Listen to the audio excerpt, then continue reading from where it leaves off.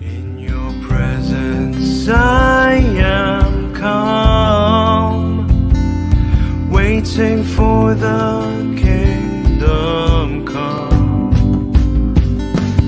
In His name I find, in His name I find, in His name I find the peace.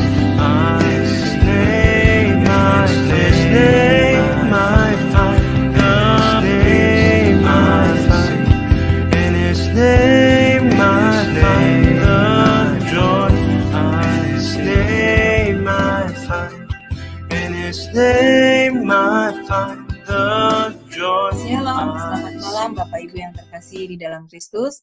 Selamat bertemu kembali pada kelas pembelajaran firman Tuhan di Sema Adonai pada hari Kamis 11 Januari 2024. Yang malam ini mengenai materi konseling ya Bapak Ibu, dan temanya kali ini adalah mengendalikan amarah. Dan yang menjadi narasumbernya seperti biasa adalah Pak Pendeta Dedi Kurniawan MTH. Baik Bapak Ibu sekalian, sebelum kita masuk pada kelas pembelajaran kita, maka kita akan berdoa terlebih dahulu. Mari Bapak Ibu. Bapa kami yang di surga, terima kasih dan puji syukur ya Bapak. Karena sekali lagi kami bisa berkumpul pada malam ini di kelas pembelajaran Sema Adonai untuk kembali belajar kebenaran firman-Mu. Terima kasih juga untuk kesehatan dan berkat yang sudah Bapak berikan kepada kami semua sepanjang hari ini. Ya Bapak, kiranya Engkau juga memberkati pembelajaran kelas Sema Adonai pada saat ini, terutama saya yang sebagai moderator. Mampukan saya untuk bisa memimpin kelas pembelajaran ini ya Tuhan, dengan baik, dengan lancar, dan juga berkatilah para operator kami juga yang bekerja di belakang layar ya Tuhan, mampukan mereka untuk bisa melakukan tugasnya juga dengan baik, dengan lancar, dan dengan tanggung jawab. Berkati juga internet kami ya Tuhan, sehingga internet kami dapat berjalan dengan lancar, tanpa kendala satupun ketika pembelajaran kelas kami berlangsung dari awal hingga akhir. Dan berkati juga Pak Pendeta Dedi Kurniawan yang akan menyampaikan kebenaran firman-Mu ya Tuhan. Berikanlah, urapilah setiap perkataan dari Pak Dedi, dan berikanlah hikmat yang daripada-Mu Tuhan, sehingga Pak Dedi dapat menyampaikan kebenaran firman-Mu dengan baik, dengan benar, sesuai dengan kehendak hati-Mu. Dan berikanlah kepada kami semua ya Tuhan, di dalam ruangan ini, hikmat yang juga daripada-Mu, buka hati dan pikiran kami ya Tuhan, sehingga kami bisa menerima kebenaran firman-Mu di dalam hati dan pikiran kami dengan benar. Kami mampu memahaminya dengan baik, apa yang menjadi kehendak hati-Mu ya Tuhan pada diri kami. Dan mampukanlah firman itu menjadi rema Tuhan di dalam diri kami, dan mampukan kami untuk bisa melakukannya, mampukan kami untuk mempunyai hati yang setia dan taat pada kehendak-Mu ya Bapa, dan melakukan kebenaran firman-Mu, sehingga kami bisa mengabarkannya, mengajarkannya kepada sesama kami, dan kami menjadi berkat bagi sesama kami. Terima kasih Tuhan, kami serahkan pembelajaran kelas kami ini dari awal hingga akhir hanya di dalam tangan-Mu, dan kami patahkan segala kuasa kegelapan yang akan menghancurkan dan mengganggu pembelajaran kelas kami ini dalam nama Yesus. Terima kasih Tuhan, doa ini kami panjatkan dengan perantara Tuhan Yesus Kristus, Juru Selamat kami yang hidup. Haleluya. Amin. Baik Bapak Ibu sekalian, sebelum kita masuk pada kelas pembelajaran kita, maka kita akan melihat terlebih dahulu profil dari narasumber kami, yaitu Pak Pendeta Dedi Kurniawan.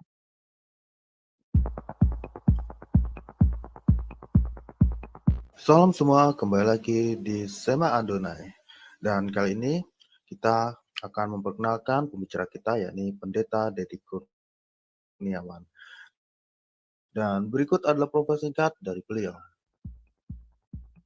Beliau sudah menikah dengan istri bernama Junita S. Sos dan memiliki 2 orang anak, yaitu Christopher Hosea Eugene, 25 tahun, dan Aiko Rodita Eugenia, 18 tahun.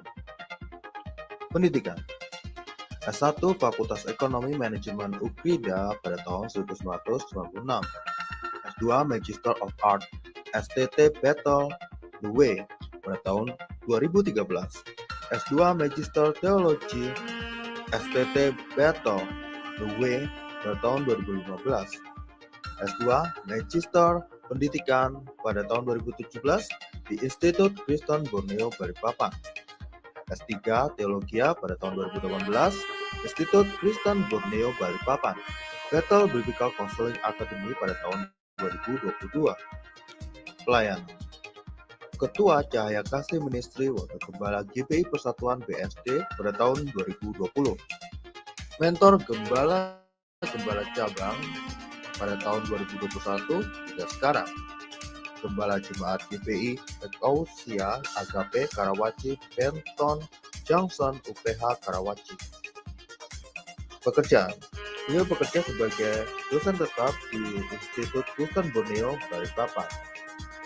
Beliau juga menjadi dosen tamu di STT Tabha Batam dan juga dosen tamu di STT Labs Bekasi, serta menjadi pengajar di Cahaya Kasih Ministry.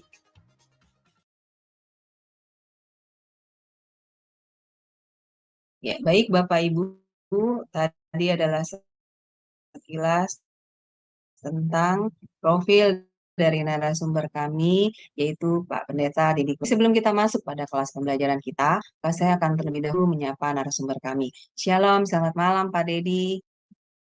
Ya, Masih shalom ingat ya? Ibu. Selamat malam Iya. Bapak Ibu Saudara semua. Iya. Tuhan salam sejahtera. Ya, amin. Tema malam ini menarik ya Pak, mengendalikan amarah. Iya, Ya, baik. betul. Betul, baik. Baik Pak, saya akan serahkan waktu dan tempat kepada Pak Dedi. Dipersilakan.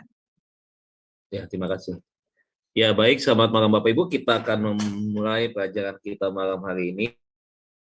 Tema malam hari ini tadi sudah disampaikan oleh moderator kita, Ibu Aling, yaitu bagaimana kita memperhatikan satu hal yang kecil, tapi bisa berefek sangat besar ya. Efeknya sangat besar dalam pengertian efeknya ini bisa menimbulkan satu hal yang merugikan, ya baik khususnya kedua belah pihak begitu. Nah, Bapak Ibu, sifat marah itu adalah sifat yang dimiliki oleh semua orang, ya. Artinya tidak pernah seorang dari sejak kecil sampai dengan dia meninggal, dia tidak pernah marah tuh tidak ada ya seperti itu. Nah, setiap kita tentunya pernah marah begitu. Namun ya tentunya ada kemarahan yang sifatnya mendatangkan kebaikan, ada kemarahan yang sifatnya memberikan efek yang tidak baik, saudara. Nah, oleh sebab itu, kalau kita kembali melihat di Alkitab, tentunya kan Alkitab juga mencatat ketika Tuhan Yesus marah ya, ketika satu kali bait Allah dijadikan sarang penyamun, kata Tuhan Yesus di sana. Kenapa? Karena banyak orang yang melakukan tindak kejahatan yang ada di rumah Tuhan di sana, begitu di bait Allah. Sehingga pada waktu itu Tuhan membalikan meja-meja penukar uang itu tadi, dan dia sambil mengatakan bahwa rumah Tuhan itu sudah dikotori lah, istilahnya seperti itu. Nah, tentunya Bapak Ibu dalam kehidupan kita sebagai makhluk sosial, kita berinteraksi satu dengan yang lainnya. Kadang-kadang kita juga menghadapi berbagai orang dengan berbagai karakter. Kadang-kadang, saudara ya, ketika kita berinteraksi satu dengan yang lainnya, ya ada saja faktor yang menyebabkan orang bisa marah. Salah satunya mungkin cara bicara, itu bisa menyebabkan orang bisa terpancing emosi. Kondisi badan yang letih, capek, seharian bekerja, begitu ya, juga bisa menyebabkan ketika ada sentuhan, ya artinya ada gesekan, bisa terpancing emosi, bisa terpancing kemarahan. Apalagi ya banyak begitu ya, perbedaan pandangan bisa menimbulkan kemarahan gitu. Nah, inilah yang harus kita pahami, kemudian kita pelajari bahwa kita harus punya pengendalian diri begitu. Pengendalian diri di dalamnya itu adalah kesabaran. Ya, bagaimana kita bisa meredam respon, ya tanggapan, kemudian gestur ya yang menyebabkan kita bisa terpancing dan menunjukkan suatu kemarahan. Nah, tentunya malam hari ini kita akan belajar efek-efek daripada kemarahan. Ya, tentunya juga kita lihat dari sisi Alkitab gitu. Sebenarnya tentunya sangat panjang ya kalau kita belajar dari satu pembahasan ini tentang materi marah ini itu tentunya sangat-sangat nggak cukup dalam hitungan 2 jam begitu ya, karena harusnya kita ada pelajaran-pelajaran lanjutan ke depan yang berkaitan dengan hal ini begitu. Karena salah satunya ya perintah Tuhan itu adalah bagaimana kita ini kan menjadi orang yang sabar begitu, menjadi orang yang memaafkan. Nggak mungkin seorang yang emosional, yang temperamen itu ya mudah untuk memaafkan. Tidak mungkin, dia harus bisa mengendalikan diri dulu, dia harus bisa mematikan hawa nafsu kemarahannya itu, sehingga dia bisa memberikan respon pengampunan buat orang lain. Kalau dia nggak seperti itu, wah repot ya. Nah coba sekarang kita lihat dulu sebagai pengantar ayat firman Tuhan di dalam Mazmur 37 ayat 8 ya. Coba kita lihat Mazmur 37 ayat 8. Mazmur 37 ayat 8. Saya minta salah satu, nanti Bu Aling aja sebagai moderator bacakan ya. Mazmur 37 ayat 8. Mazmur 37 ayat 8. Iya, baik. Sebentar ya, Pak. Mazmur Ya, 37 ayat 8. 8. Sebentar, saya cari dulu. Ya. Mazmur 37 ayat 8. Demikianlah firman Tuhan. Berhentilah marah dan tinggalkanlah panas hati itu. Jangan marah. Itu hanya membawa kepada kejahatan. Iya. Amin. Ya, terima kasih. Amin. Alkitab sudah mencatat, menulis ya bagi kita semua bahwa satu perintahnya kepada kita semua yang membaca firman ini adalah supaya berhenti untuk marah. Marah ini adalah marah yang negatif nih Bapak Ibu. Kenapa? Karena marah ini membawa orang kepada kejahatan. Dikatakan bahwa tinggalkan panas hati itu. Tinggalkan kemarahan yang meledak-ledak, emosi yang meluap-luap begitu ya. Harus ada pengendalian diri di dalamnya supaya kita bisa meninggalkan itu. Tanpa bisa mengendalikan diri, tidak mungkin kita bisa meninggalkan panas hati.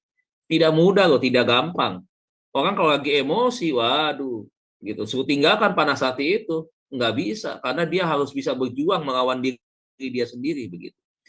Nah, ada satu raksasa memang yang bisa membuat orang ini akhirnya menjadi satu penghalang utama dalam diri orang, yaitu ketika dia tidak bisa mengendalikan emosi. Nah, inilah akibatnya kita lihat ya, beberapa orang akhirnya melakukan hal-hal yang tidak sepatutnya terjadi. Nah, saya ingin coba kasih minta gambaran nih. Siapa yang mau jawab ya berkaitan dengan apa yang ditulis oleh kitab Mazmur 38 ini. Kemarahan bisa mendatangkan emosi, contohnya apa sih? Kemarahan yang bisa mendatangkan emosi, yang meluap-luap gitu. Contohnya, tuh bisa membawa orang kepada apa gitu. Bapak Ibu ada yang bisa kasih pandangan? Contohnya apa? Ya, silakan Bapak Ibu Ya. yang ingin Ada memberi interaksi pandangan. nih. Contohnya Ya. apa? Bisa kasih contoh nggak? Banyak kan contoh-contohnya. Kemarahan yang bisa menyebabkan Dan itu membawa apa tadi, Pak? kejahatan. Iya, kemarahan yang bisa membawa orang kepada kejahatan itu contohnya apa? Perkataan, Pak. Perkataan, ya masuk. Perkataan kan? Menyakitkan, iya. Ya, menyakitkan. Karena perkataan itu pasti biasanya, maaf ya, ada kata-kata kasar nggak keluar dari mulut? Bisa kan? Ada. Ada kata-kata binatang nggak yang dikeluarkan dari mulut orang yang marah gitu, yang tidak bisa mengendalikan dirinya? Ada, Pak. Ada, begitu. Berdampak nggak positif apa negatif buat orang lain? Sudah pasti negatif, Pak. Pasti negatif. Nah, Karena kalau pasti sudah akan- negatif, kalau sudah negatif, itu sebuah kejahatan atau kebaikan? Kejahatan, Pak Deddy. Kejahatan. Apakah kejahatan ini ya hanya untuk orang lain saja? Maksudnya hanya untuk orang yang bukan keluarga saja ketika kemarahan ini ditunjukkan? Tidak kan? Orang yang Dalam emosional, siapapun juga yang dekat dia, yang temperamen, yang tingkat kemarahannya begitu tinggi, ya orang terdekatnya pun dia sakiti. Makanya gak usah heran ada suami-suami yang kasar, yang terluka adalah istrinya. Kebalikannya juga sama, ada istri-istri yang seperti itu, yang terluka adalah suaminya. Ada orang tua yang terlalu kasar, juga yang terluka adalah anak-anaknya. Gitu. Kenapa? Karena itu tadi ya tidak bisa mengendalikan diri, akhirnya tidak berpikir panjang, yang ada adalah pikirannya buntu, yang keluar adalah caci maki. Nah, makanya kenapa saudara nggak usah aneh. Dari perkataan-perkataan aja orang bisa bunuh-bunuhan tuh. Bisa dendam, bisa bunuh-bunuhan. Ya, makanya inilah Alkitab katakan bisa membawa orang kepada kejahatan. Karena banyak ya dari kemarahan itu orang bisa melakukan sebuah tindakan-tindakan kejahatan. Kriminalitas itu bisa terjadi. Karena apa? Karena tidak pengendalian amarah. Bisa pukul orang di jalan, begitu kan? Sampai luka-luka, begitu kan? Akhirnya masuk ke ranah hukum, dituntut, dilaporkan ke polisi. Itu bisa terjadi. Begitu. Karena senggol-senggolan mobil, misalkan karena diklaksonin, itu bisa banyak faktornya. Makanya nggak mudah kalau kalau kita berbicara tentang melatih kesabaran, ya tentunya hal ini tidak mudah. Tetapi kita juga harus punya pemahaman bahwa kita ini sebagai anak Tuhan itu harus berbeda dengan orang yang ada di luar. Orang yang di luar dimanapun cenderung kasar kata-katanya, walaupun ya tidak semua begitu. Ada di masyarakat di level digolongkan ini orang-orang yang levelnya pendidikan pasti ngomongnya baik ya, tidak mudah marah begitu kan. Kemudian kata-katanya juga tidak kasar begitu. Tetapi ada juga yang levelnya dikatakan levelnya rendah itu kalau sudah memaki kata-katanya semua itu sangat-sangat kasar sekali begitu. Nah, bagaimana dengan anak Tuhan? Anak Tuhan adalah golongan yang ketiga ini. Golongan ketiga ini ada apa? Golongan yang berkata-kata dengan lemah lembut. Itu kan keluar dari hati. Amarah juga sama, keluarnya dari hati begitu. Kenapa bisa berbeda keluarnya? Anak Tuhan keluarnya lemah lembut, ya, ada dari dalam hati. Bedanya dengan orang dunia keras, kata-katanya kasar, itu bedanya di mana? Bedanya karena kita dituntun di dalam kebenaran. Karena ada Roh Kudus yang menuntun kita. Makanya sebagai anak Tuhan kita seperti Roma 12 ayat 1 dan 2 bilang, kita harus berubah, mindset kita harus berubah. Kita harus punya pemahaman bahwa kalau kita sebagai anak Tuhan, hidup kita menjadi contoh dan teladan, kita belajar yuk memulai dengan perkataan kita untuk berkata baik begitu. Untuk tidak mudah terpancing kemarahan dengan orang-orang yang berusaha untuk memancing kita begitu. Jadi pemimpin tentu saja tidak mudah. Tekanan, tugas, tanggung jawab yang besar membuat kadang-kala kita pun terpancing emosi, memarahi anak buah kita begitu kan. Melampiaskan kemarahan itu, melemparkannya lagi itu kepada bawahan kita begitu. Nah, itu sesuatu yang tidak baik juga. Seharusnya ketika sebagai pemimpin menerima teguran dari atasan, maka kita tidak menyarukan kemarahan itu kepada orang lain. Ada loh di dalam rumah tangga begitu, di dalam hubungan sebagai anak rumah tangga, tapi hubungan sesama anak, begitu kalau dia dimarahi, dia lemparkan kemarahan lagi kepada orang yang lebih lemah, begitu. Jadi melampiaskan. Ada tipe orang yang seperti itu. Nanti kita belajar di pastoral counseling. Ada yang modelnya seperti itu. Jadi ketika dia merasa tertindas, dia tindas lagi orang lain, begitu. Jadi istilahnya kalau bahasa Betawi dia ngambul, ngambul ya, ngambul tuh kalau udah marah dilemparkan lagi kepada orang yang tidak bersalah, begitu, begitu. Kena efeknya begitu. Nah, nggak boleh begitu ya. Kenapa? Karena akan membangun sebuah permusuhan yang baru. Nah, Bapak Ibu Saudara, hati-hati dengan pengendalian diri mengenai kemarahan. Miliki pengendalian diri yang sehat, yang baik. Dari mana tentunya kita belajar. Kita berkata ketika kau dicaci, kita balas dengan, ketika kita dihina, kita balas dengan kebaikan. Kita balas dengan kelembutan. Bukan kita balas dengan kekerasan. Itu prinsip Alkitab yang diajarin. Itu hal yang sederhana. Yang harus kita mulai sebagai anak-anak Tuhan. Ya, jadi ini Bapak Ibu ya, Mazmur 37:8 menyampaikan tentang hal itu. Nah, saudara bisa lihat banyak sekali di kitab Amsal juga yang memperingatkan kepada setiap orang yang dia kasihi, termasuk kita semua ini, untuk kita berhati-hati ya di dalam masalah emosi begitu. Nah, orang yang temperamental adalah langkah awal dia harus berjuang untuk dia bisa mengubah dirinya menjadi orang yang sabar. Tentunya ada proses ya. Jangan dibiarkan ini karena jujur saja ini akan merugikan diri sendiri ya, merugikan orang lain dan juga merugikan status kita sebagai anak Tuhan. Ada nggak pendeta-pendeta yang temperamen? Masih banyak Bapak Ibu, masih banyak. Kami kalau sidang MD saja Bapak Ibu itu sampai gebrak-gebrak meja, sampai tunjuk-tunjuk orang itu. Ya itulah saya nggak mau bicara lebih jauh lagi, tapi faktanya ada yang seperti itu. Begitu. Oke, kita akan lihat slide kita ya, kita akan belajar. Ini pembuka saja supaya kita bisa menangkap ya bahwa yang kita mau bahas ini adalah tentang kemarahan ya. Nah, apa sih kalau di dalam pembahasan tentang kemarahan itu? Nah, kita akan lihat ya. Iya, ini Bapak Ibu Saudara ya. Sebentar saya akan perbesar dulu ini. Ini kok nggak muncul. Ya. Ya, ini Bapak Ibu ya. Bapak Ibu, istilah anger issue adalah menuju kepada kemarahan ya, menuju kepada kemarahan atau amarah begitu. Nah, kita akan lihat pengertian anger issue itu apa. Nah, anger issue merupakan kondisi ketika seseorang dikatakan ketika seseorang tidak dapat mengendalikan amarahnya. Jadi dia berjuang untuk bagaimana dia bisa menenangkan dirinya, bagaimana dia bisa sabar tapi tidak bisa. Ya. Nah, kemarahan yang muncul bahkan bisa berlebihan. Nah, jadi lihat nih Bapak Ibu ya, mengendalikan dirinya tidak bisa, tetapi tindakan keluar ya, yang keluar dari hatinya dia itu bisa berlebihan.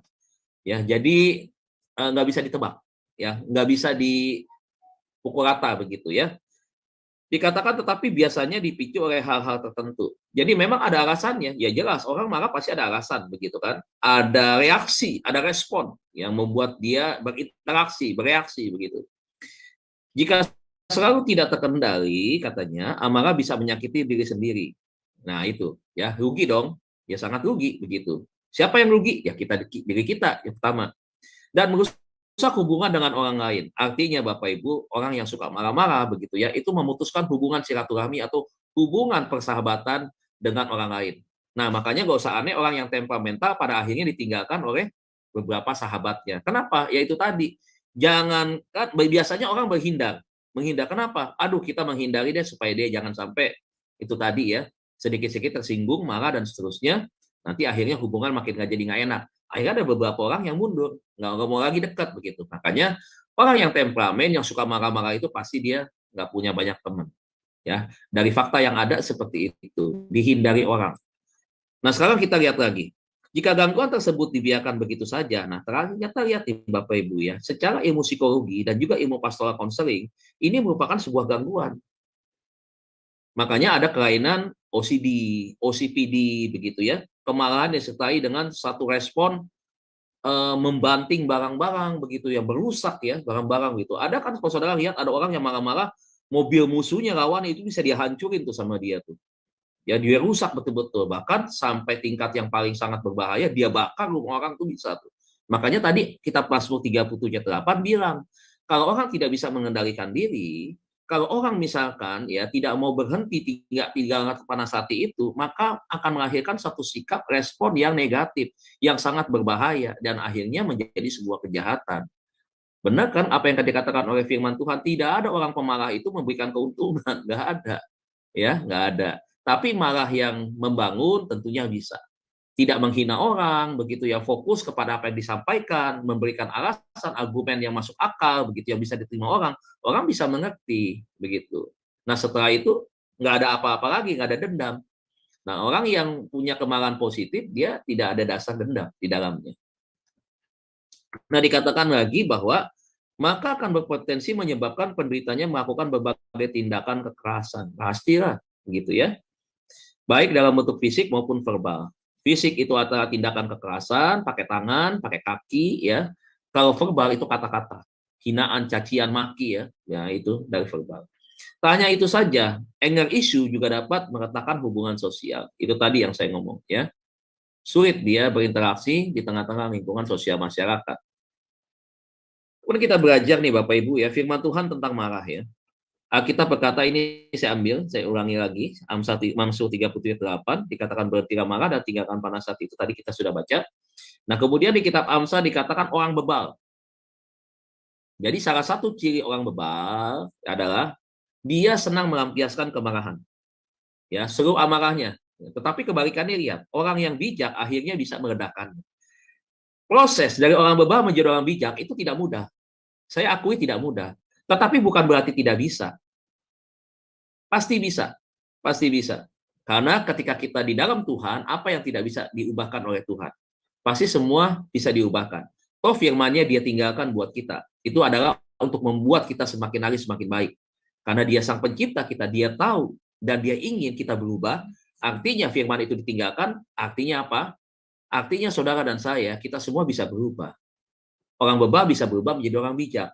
Nah sekarang permasalahannya adalah orang Kristen, ya, apakah sudah menjadi orang yang bijak atau masih menjadi orang yang bebal? Nah, ini pertanyaannya. Kalau dia masih menjadi orang yang bebal, tentunya sedikit-sedikit dia masih marah. Gampang sekali meledak-ledak emosinya, begitu. Nggak boleh tersinggung sedikit. Nah, ini kan repot kalau kayak begini kan, saudara. Nah, itulah. Iya, Bu Hendy, betul. Gangguan mental udah masuk dalam gangguan. Nah, jadi kalau yang namanya sudah jadi gangguan, ini jelas yang namanya gangguan mengganggu si individu tersebut. Yang namanya gangguan harus diusir. Ya, sama juga orang keganggu setan misalkan begitu, ya harus diusir, dilayani pelepasan begitu. Nah, sama ya kalau orang yang punya ini tadi seperti ini, ya jelas dia harus diperbaiki dan dilakukan perubahan dalam hidupnya. Saudara lihat, kalau kita lihat mimik, gestur daripada orang yang marah, saudara bisa lihat ya, kita melihatnya saja tidak ada damai sejahtera. Kita hanya melihat sebuah gambar saja, kita melihat bahwa ya kita punya berbagai respon yang negatif menilai orang tersebut. Ya, kita masing-masing punya penilaian. Bagaimana? Ini orang kok begini begitu ya. Bahkan mungkin nanti sampai akhirnya ada yang melihat, wah ini orang marahnya udah keterlaluan, ya wajahnya udah seperti setan dan seterusnya begitu. Ya, nah itu. Nah, apa sih itu kemarahan? Ya. Nah, kemarahan adalah gejolak emosi yang kuat yang timbul pada saat kita terancam. Ya, bisa ada satu situasi yang memang itu dia merasa dirinya dia terancam, akhirnya dia bereaksi untuk apa? Mempertahankan diri begitu ya. Kemudian ada juga bukan karena ancaman tetapi karena rasa frustasi. Ada nggak saudara lihat anak kecil ketika membuat PR begitu ya, dia berusaha belajar sendiri begitu ya, atau dia sedang belajar menggambar, tiba-tiba krayonnya atau pensil warnanya itu keluar lewat jalurnya. Berapa kali dia mau coba, keluar lagi, ganti lagi, coba lagi, ganti lagi. Sampai akhirnya dia marah-marah. Begitu. Sampai dia banting bukunya, sampai dia nangis misalkan. Nah, itu adalah bentuk kemarahan yang keluar dalam peluapan emosi karena dasarnya adalah karena frustrasi. Tidak mampu bisa mengerjakan itu. Orang bisa menangis misalkan karena kesel, nggak bisa-bisa begitu ya. Nah, itu tanda-tanda dari kemarahan yang karena frustrasi. Ya, jadi bukan karena ada ancaman saja. Kemudian atau diperlakukan tidak adil oleh orang lain. Betul, pembagian komisi misalkan nggak adil, janjinya 50% misalkan, dikasih hanya 20%. Nah, sebab ini ada pancingan. Akhirnya dia punya hak tanya, dia bertanya, dia protes di sana, kemudian waktu dia protes, datang penjawaban dan perlakuan yang tidak enak. Akhirnya muncullah satu kemarahan seperti itu. Ya, nah itu ya Bapak Ibu kurang lebih penjelasannya. Nah, arti kemarahan dalam Alkitab atau dalam bahasa Yunani, kata marah itu adalah orge, ya. Nah, kata ini dipakai pada waktu Tuhan Yesus marah dan membalikan meja penukar uang di bait Allah. Di dalam Matius 12 ayat yang kedua. Coba tolong dibacakan Matius 12 ayat 2. Nanti Efesus 4 ayat 26. Ya, baik. Sebentar ya, Pak. Matius 2 12 ayat 2. Matius 12 ayat 2. Matius 12 ayat 2. Demikianlah firman Tuhan. Melihat itu, berkatalah orang-orang Farisi kepadanya, lihatlah, murid-muridmu berbuat sesuatu yang tidak diperbolehkan pada hari Sabat. Iya, terus apa lagi di situ? Dibilang. Tetapi jawab Yesus kepada mereka, tidakkah kamu baca apa yang dilakukan Daud ketika ia dan mereka yang mengikutinya lapar? Bagaimana ia masuk ke dalam rumah Allah dan bagaimana mereka makan roti sajian yang tidak boleh dimakan, baik olehnya maupun oleh mereka yang mengikutinya, kecuali oleh imam-imam? Atau tidakkah kamu baca dalam kitab Taurat bahwa pada hari Sabat imam-imam melanggar hukum Sabat di dalam bait Allah, namun tidak bersalah? Aku berkata kepadamu, di sini ada yang melebihi bait Allah. Jika memang kamu mengerti maksud firman ini, yang ku kehendaki ialah belas kasihan dan bukan persembahan. Tentu kamu tidak menghukum orang yang tidak bersalah. Iya. Baik. Saudara, ini yang disebut dengan orge. Orge adalah ketika diprotes, ya, dinyatakan salah sama seseorang, dituduh macam-macam lah istilahnya, seperti kalau pakai bahasa sederhana, ya, maka jawabnya dengan memberikan pengertian, ya. Marahnya dijawab dengan apa? Dijawab dengan penjelasan-penjelasan yang logis. Dijelaskan dengan alasan-alasan yang bisa diterima. Ini orge, saudara.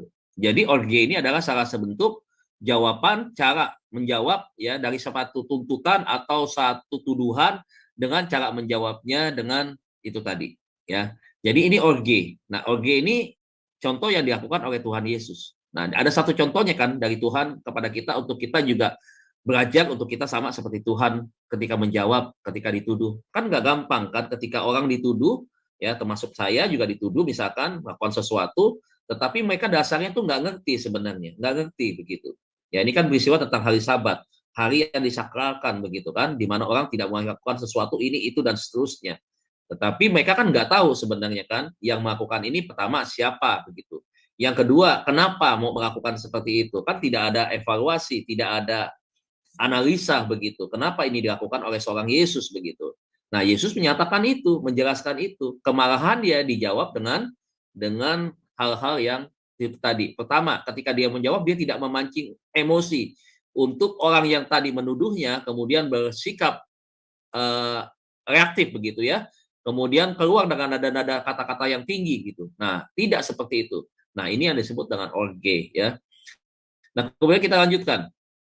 Orge adalah kemarahan yang apa nih dikatakan menyala atas dosa ataupun perbuatan yang tidak benar. Nah, satu lagi orge itu punya pemahaman pengertian bahwa kemarahan yang menyala atas dosa dan perbuatan yang tidak benar itulah yang bisa yang reaksinya bisa keluar begitu. Salah satu contohnya itu tadi yang saya sampaikan bahwa di awal Yesus pernah membalikan meja-meja penukar uang. Kenapa sih bisa begitu? Apa yang salah begitu? Ya, karena mereka itu menyalahgunakan penukaran uang itu ya dengan cara-cara yang memikirkan kepentingan manusia begitu, cara-cara yang curang, cara-cara yang tidak baik begitu, mengambil lebih, mengambil manfaat keuntungan begitu dari menukarkan nilai uang itu, misalkan bisa saja nilainya menjadi lebih tinggi begitu kan. Nah, inilah yang Tuhan Yesus protes, bahwa di rumah Tuhan itu adalah bukan tempat untuk berbisnis, untuk mencari keuntungan dan merugikan orang lain begitu. Ini yang ditegur oleh Tuhan. Karena apa? Sudah ada penyalahgunaan di sana, tempat yang buat ibadah dijadikan tempat sebagai itu tadi, ya, cari keuntungan.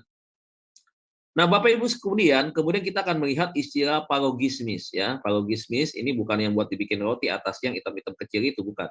Parogismis yang artinya sakit hati atau perasaan tersinggung. Nah, ini seringkali yang terjadi muncul yang kemarahan kan itu.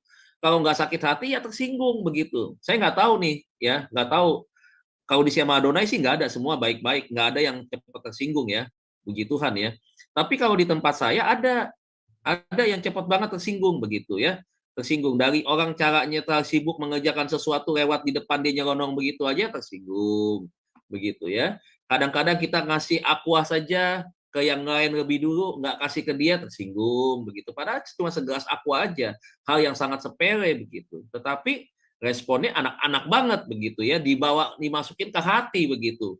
Nah, kalau istilah sekarang baper banget begitu. Nah, udah baper banget begitu, pikirannya sempit begitu. Nah, akhirnya itu tadi, nggak mau ke gereja lagi, ya, dibilang gembalanya nggak perhatian, begitu, dibilang gerejanya itu pilih kasih, macam-macam, begitu. Ya, orang kalau sudah punya kemarahan, punya salah tafsir, begitu ya, mindsetnya nggak diperbaiki lagi, ya udah hancur lebur lah, udah. Ya, pokoknya semua yang di depan dia, kalau dia benar semua, orang lain salah semua. Dia itu benar, orang lain itu jelek. Nah, itu. Ya. Jadi parogismis nih yang kayak begini ya, parogismis itu cirinya itu tadi, gampang sakit hati atau perasaannya tersinggung. Ya, ini kata ini dipakai dalam Efesus 4 ayat 26. Nanti Bapak Ibu lihat ya. Ini masih banyak slide-nya yang harus dijelaskan soalnya. Nah, Bapak Ibu kita belajar hari ini gejala atau tanda daripada anger issue atau orang yang punya kemarahan yang meluap-luap gitu ya. Ya, atau pemarah begitu. Nah, kita akan lihat nih tanda-tandanya. Nah, tanda-tanda ini menjadi sebuah acuan buat kita ya untuk kita mengukur ya orang yang terdekat dengan kita ataupun teman-teman kita ataupun orang yang ada di komunitas kita. Dikatakan begini, gejala atau tanda anger issue adalah seseorang yang memiliki anger issue dapat mengalami gejala berupa ataupun tanda-tanda sebagai berikut. Yang pertama dikatakan mudah marah bahkan hanya karena hal sepele. Nah, ini ciri pertama atau tanda pertama. Jadi karena hal yang sepele saja dia sudah disebut dengan anger issue. Yang tadi saya katakan hanya segelas aqua saja. Ketika aqua itu saya tidak berikan kepada dia terlebih dahulu, tapi saya berikan kepada orang yang lain, dia marah, dia tersinggung. Kenapa yang 2 meja dari itu kamu antarkan dulu kasih ke dia, sementara saya kok yang dekat saya tidak dikasih minum dulu. Protes tuh dia tuh begitu. Nah, ini adalah salah satu cara yang sebenarnya banyak contoh-contohnya hal sepele, tapi salah satu saja lah ya hal seperti itu. Jadi dia bisa marah begitu. Dia bisa protes kalau dia sudah tidak bisa meluapkan kemarahannya, mungkin dia bisa bereaksi dengan nada yang keras, begitu kan? Dia protes gitu, begitu. Nah, yang kedua dikatakan bahwa, nah tapi lihat nih, anger issue, hal yang sepele ini bisa menjadi besar ketika dia bereaksi begitu, dan kemudian orang yang diajak bereaksi itu juga tidak bisa menerima perlakuannya dia, akhirnya kan bisa jadi besar. Nah itu, besok tidak tegur sapa tuh di gereja. Lucu ya, di dalam gereja tidak tegur sapa satu sama lain. Gerejanya sama-sama, ibadahnya dengan firman-Nya sama-sama, kasih persembahannya sama-sama, terima doa berkatnya sama-sama, tapi setelah ibadah nggak tegur sapa. Itulah dinamika gereja.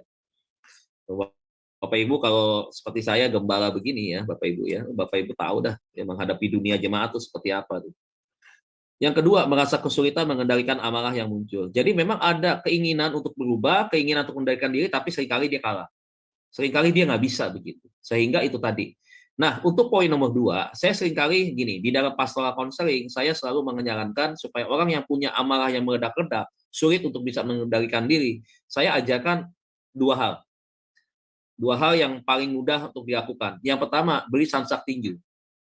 Benar nih Bapak Ibu, beri sansak tinju. Jadi ketika dia malah memuncak, dia cepat-cepat lari keluar, dia pergi ke sansak tinju, dia luapkan semua sekeras-kerasnya sampai berteriak, dia pukul.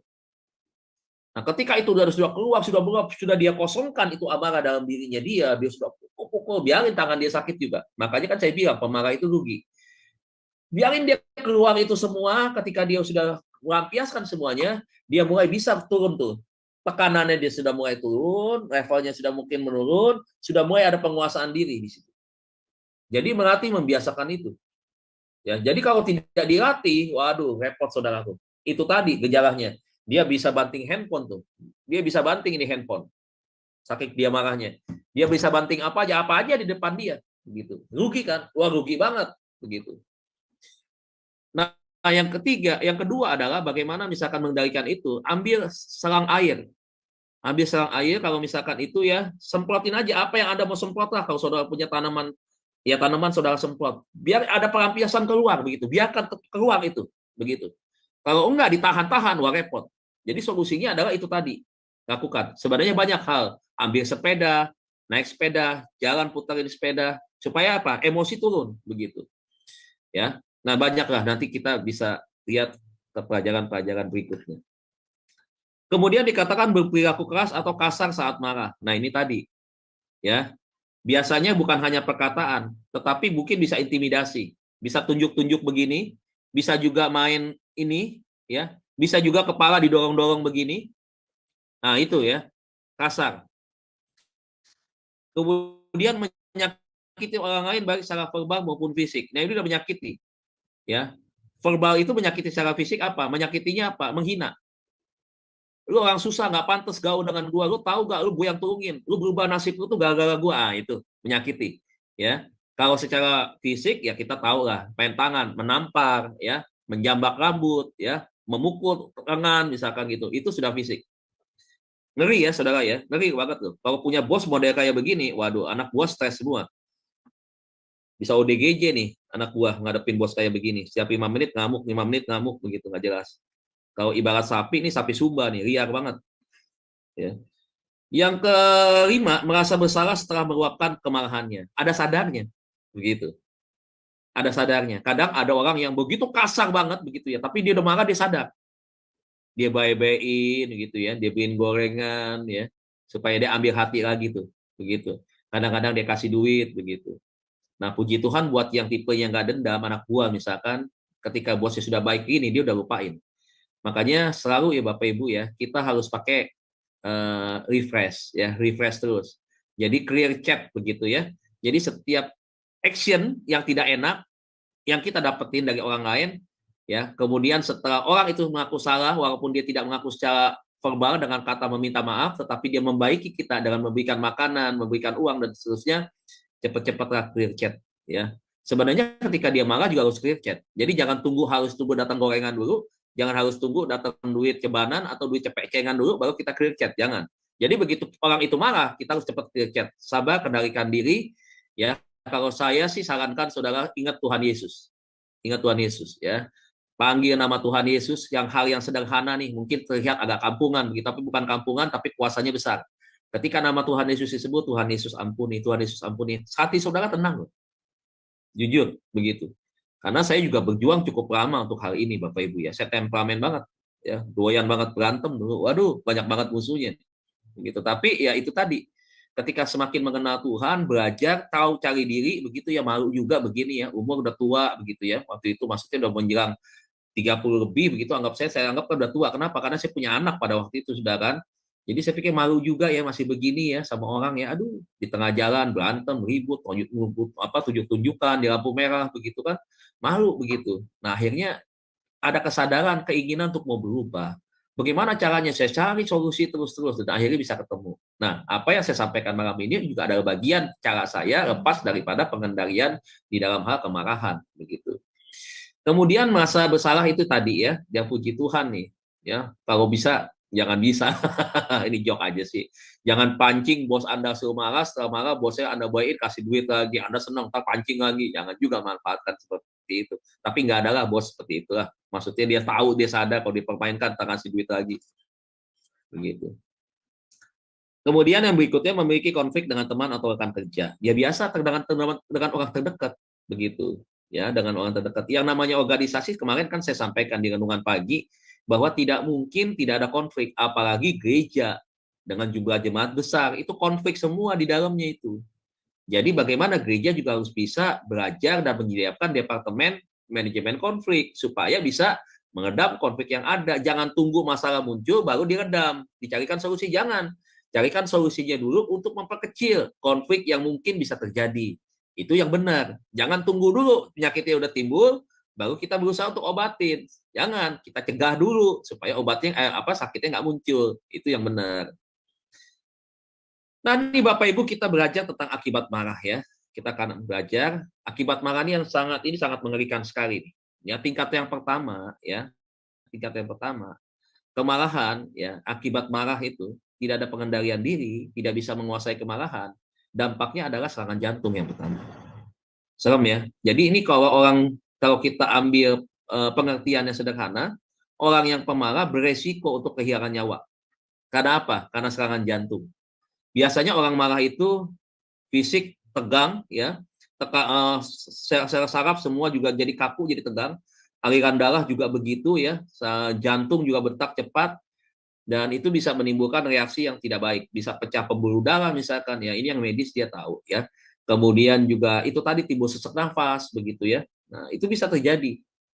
Nah, kan berbahaya nih. Makanya kenapa kita belajar tentang hal ini. Oke, saya nggak perpanjang. Yang kedua, jantung berdebar.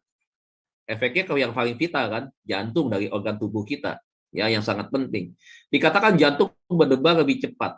Hormon adrenalin lebih banyak beredar dalam darah. Jadi lihat tegangannya tinggi, sangat berbahaya. Yang ketiga, otot-otot menjadi tegang. Saat Anda mengalami stres, otak mengirimkan sinyal ke seluruh tubuh. Tubuh kemudian melakukan reaksi. Ini tahapan-tahapannya. Reaksi pertama yang biasanya muncul adalah otot menegang, terutama di bagian leher dan punggung. Saudara pernah nggak ngalamin? Orang ada yang marah sampai badannya sakit, nggak enak. Pasti begitu, pasti. Semua yang marah begitu. Sakit di kepala nih, cenut, ya karena ini tadi. Itu tadi. Ya, jadi sebenarnya memang Tuhan bilang, kenapa Tuhan bilang suruh hentikan? Kenapa Tuhan bilang berhenti? Karena dia tahu, dia ciptain, dia tahu efek negatifnya buat kita nih. Kalau kita marah, kita nggak bisa mengendalikan diri, ya kemarahannya di ambang batas, ya akhirnya seperti ini. Dan marahnya marah yang negatif begitu. Repot, ya. Yang keempat, pencernaan tidak bekerja dengan baik. Akhirnya mah terganggu. Asam lambung bisa naik begitu. Ya ini. Akhirnya nggak nyaman perut kondisinya begitu. Dari efek asam lambung itu bisa timbul macam-macam, kepala pusing, Bisa muncul vertigo dan seterusnya tuh. 5. Sakit kepala. Ya, terjadi karena otot-otot dan pembuluh darah yang tegang akan menyebabkan pasokan oksigen ke otak menjadi berkurang. Loh, karena marah itu. Udah 5 aja nih kerugian ini. Yang keenam, nah ini stroke. Ya, dikatakan bahwa makanya orang yang sering-sering marah terancam ya terkena ini stroke. Dikatakan dokter mengupayakan risiko seorang terkena stroke meningkat, berarti banyak ya, banyak. Dan meningkatnya itu 3 kali lipat akibat gumpalan darah atau blood clot ke otak atau pendarahan di otak selama 2 jam setelah kondisi kemarahan yang meluap-luap. Itu garis bawahi. 2 jam setelah kondisi kemarahan meluap-luap. Jadi tidak langsung, tapi bisa terjadi langsung kalau pembuluh darah pecah. Tapi bisa 2 jam setelah kondisi habis marah-marah nih meluap-luap, nah bisa muncul stroke. Ya. Nah, orang yang mempunyai aneurysm itu apa? Ini tonjolan pada otak. Kalau saudara lihat di otak nih, saya kasih contohnya. Ini ada yang bagian kecil kiri bawah. Ini yang disebut dengan aneurysm. Ya, pecah ketika dalam kondisi kemarahan meluap-luap. Bayangkan nih, bisa kayak balon, pecahnya begitu.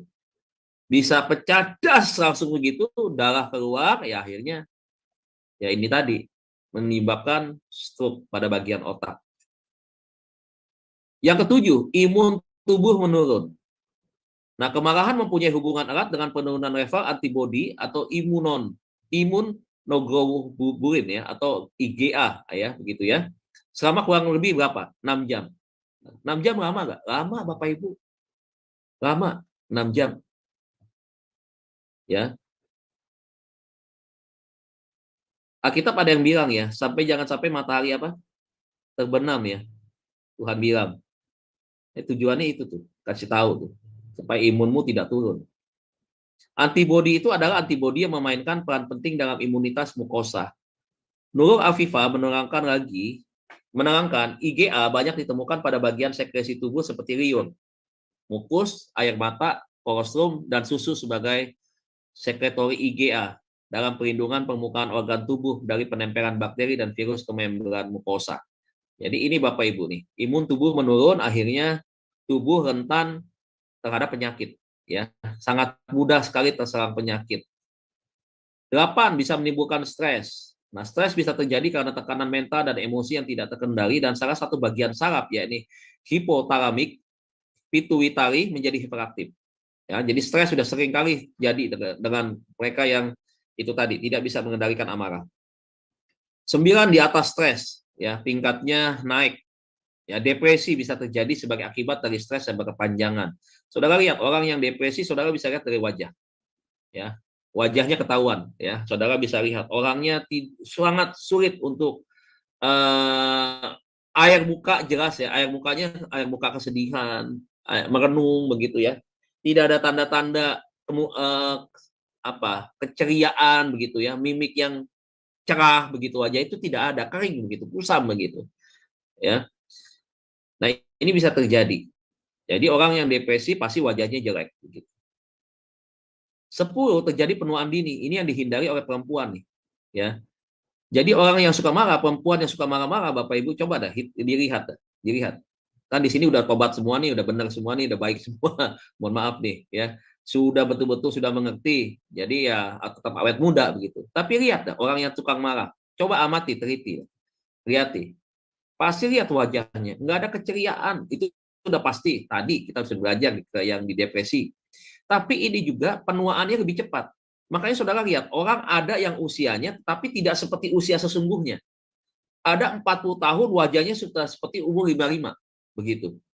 Rambutnya sudah putih semua, ini bukan kampanye. Yang ini putih semua rambutnya, semua di kepala sudah putih begitu. Ya, sudah putih, kemudian badannya kurus, bongkok, kulitnya udah pada keriput gitu. Padahal tidak sesuai dengan usianya. Nah, itu kenapa? Nah, itu tadi ya. Fisik Bapak Ibu ya kalau sudah rusak, istilahnya amsyong Bapak Ibu ya. Sudah itu tadi ya, sudah mengalami perubahan karena sukacita nggak ada ya, adanya ketegangan begitu ya. Kemudian tidak bisa mengendalikan emosi, maka akhirnya bisa seperti ini. Nah, rasa marah juga bisa menegangkan otot-otot di wajah sehingga mengakibatkan keriput. Ternyata masalah keriput itu bukan karena kurangnya pelembab, kurangnya apa lagi ya, pemutih, begitu apalah ya. Bukan karena itu, ternyata karena itu tadi, tukang ngomel. Jadi kalau istri-istri yang bawel, nah bisa kita lihat tuh sebenarnya tuh.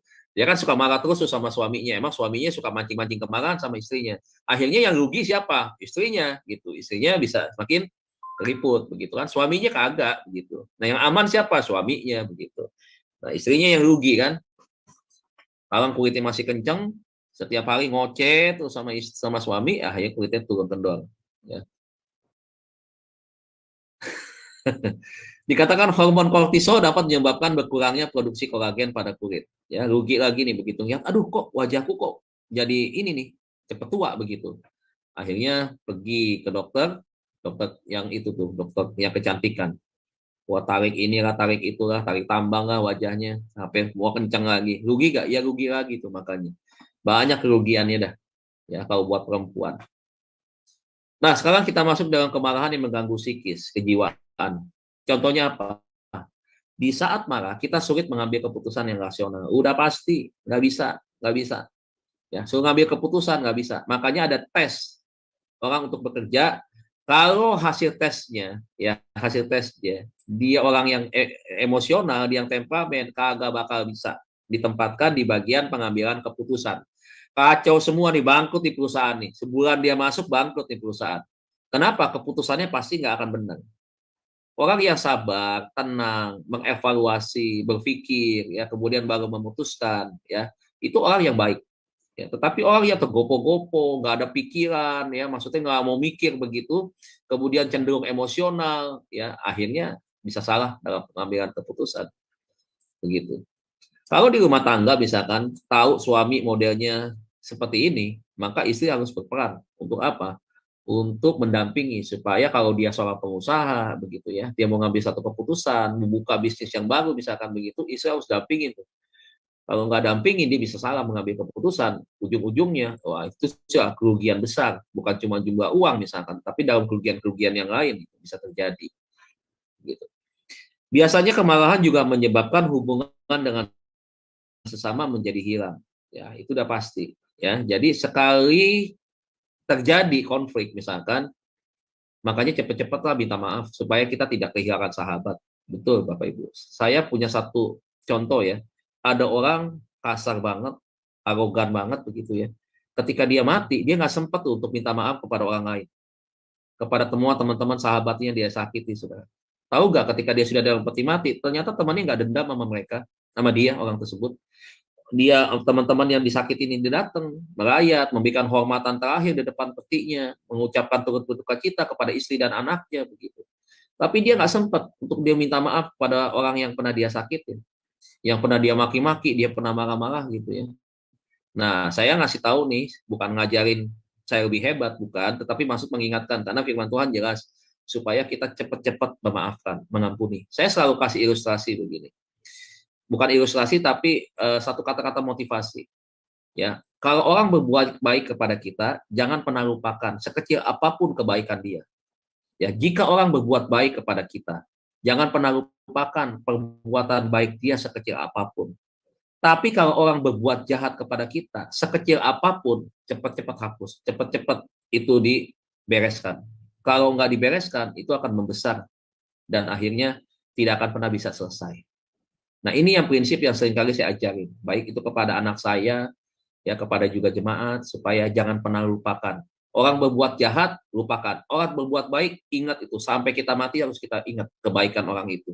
Dan harus kita berikan itu balasan ya, balasan kepada orang tersebut. Atau kalau kita tidak bisa balas kepada orang tersebut, berikan balasan kepada orang lain.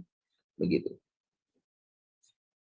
Konseling bagi orang yang marah itu apa? Pertama, konseling disadarkan bahwa ia sedang marah dan ditolong untuk mengutarakan kemarahannya. Jadi saudara, orang yang marah nih, ya, makanya tadi saya bilang di dalam rumah tangga misalkan harus bisa ada yang menjadi seorang konselor. Ketika suami yang marah, istri menjadi seorang konselor. Istri yang menenangkan. Ya, ketika anak marah, ya, juga seorang konselor, seorang ibu misalkan seorang mama, dia juga menjadi konselor, dia juga bisa menenangkan anaknya, begitu. Jadi perlu dikasih tahu, disadarkan, begitu, dikasih tahu, dinasehati, ya dikasih masukan, oh kamu salah begini-begini, ada teknik-tekniknya tentunya. Ketika kita menyatakan itu sesuatu yang salah. Yang kedua, mengatasi emosi sebelum kemarahan itu diekspresikan. Nah, contohnya apa? Nanti saudara baca di dalam Amsal 16:32 ya.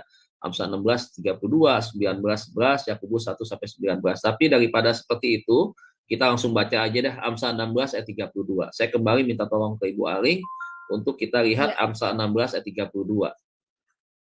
Ya, baik Pak. Demikianlah firman Tuhan. Amsal 16 ayat 32. Orang yang sabar melebihi seorang pahlawan. Iya. Orang yang menguasai dirinya melebihi orang yang merebut kota. Amin. Iya. Seorang pahlawan itu menunjukkan kepada seorang pemenang. Seorang pahlawan itu menunjukkan kepada orang yang berhasil di dalam sebuah perjuangan. Betul ya? Berhasil membawa kemenangan begitu. Nah, orang yang bisa mengatasi emosinya adalah orang yang membawa kepada kemenangan. Seorang pahlawan juga menjadi orang yang dipuja-puja, yang dihargai, yang diberikan apresiasi begitu. Nah, ketika kita sekarang belajar daripada anger issue ini, maka kita tahu musuh terbesar kita, poin 2 ini, musuh terbesar kita adalah amarah. Raksasa pembunuh di dalam diri kita itu adalah kemarahan. Oleh sebab itu, kita harus lawan. Kita harus berjuang.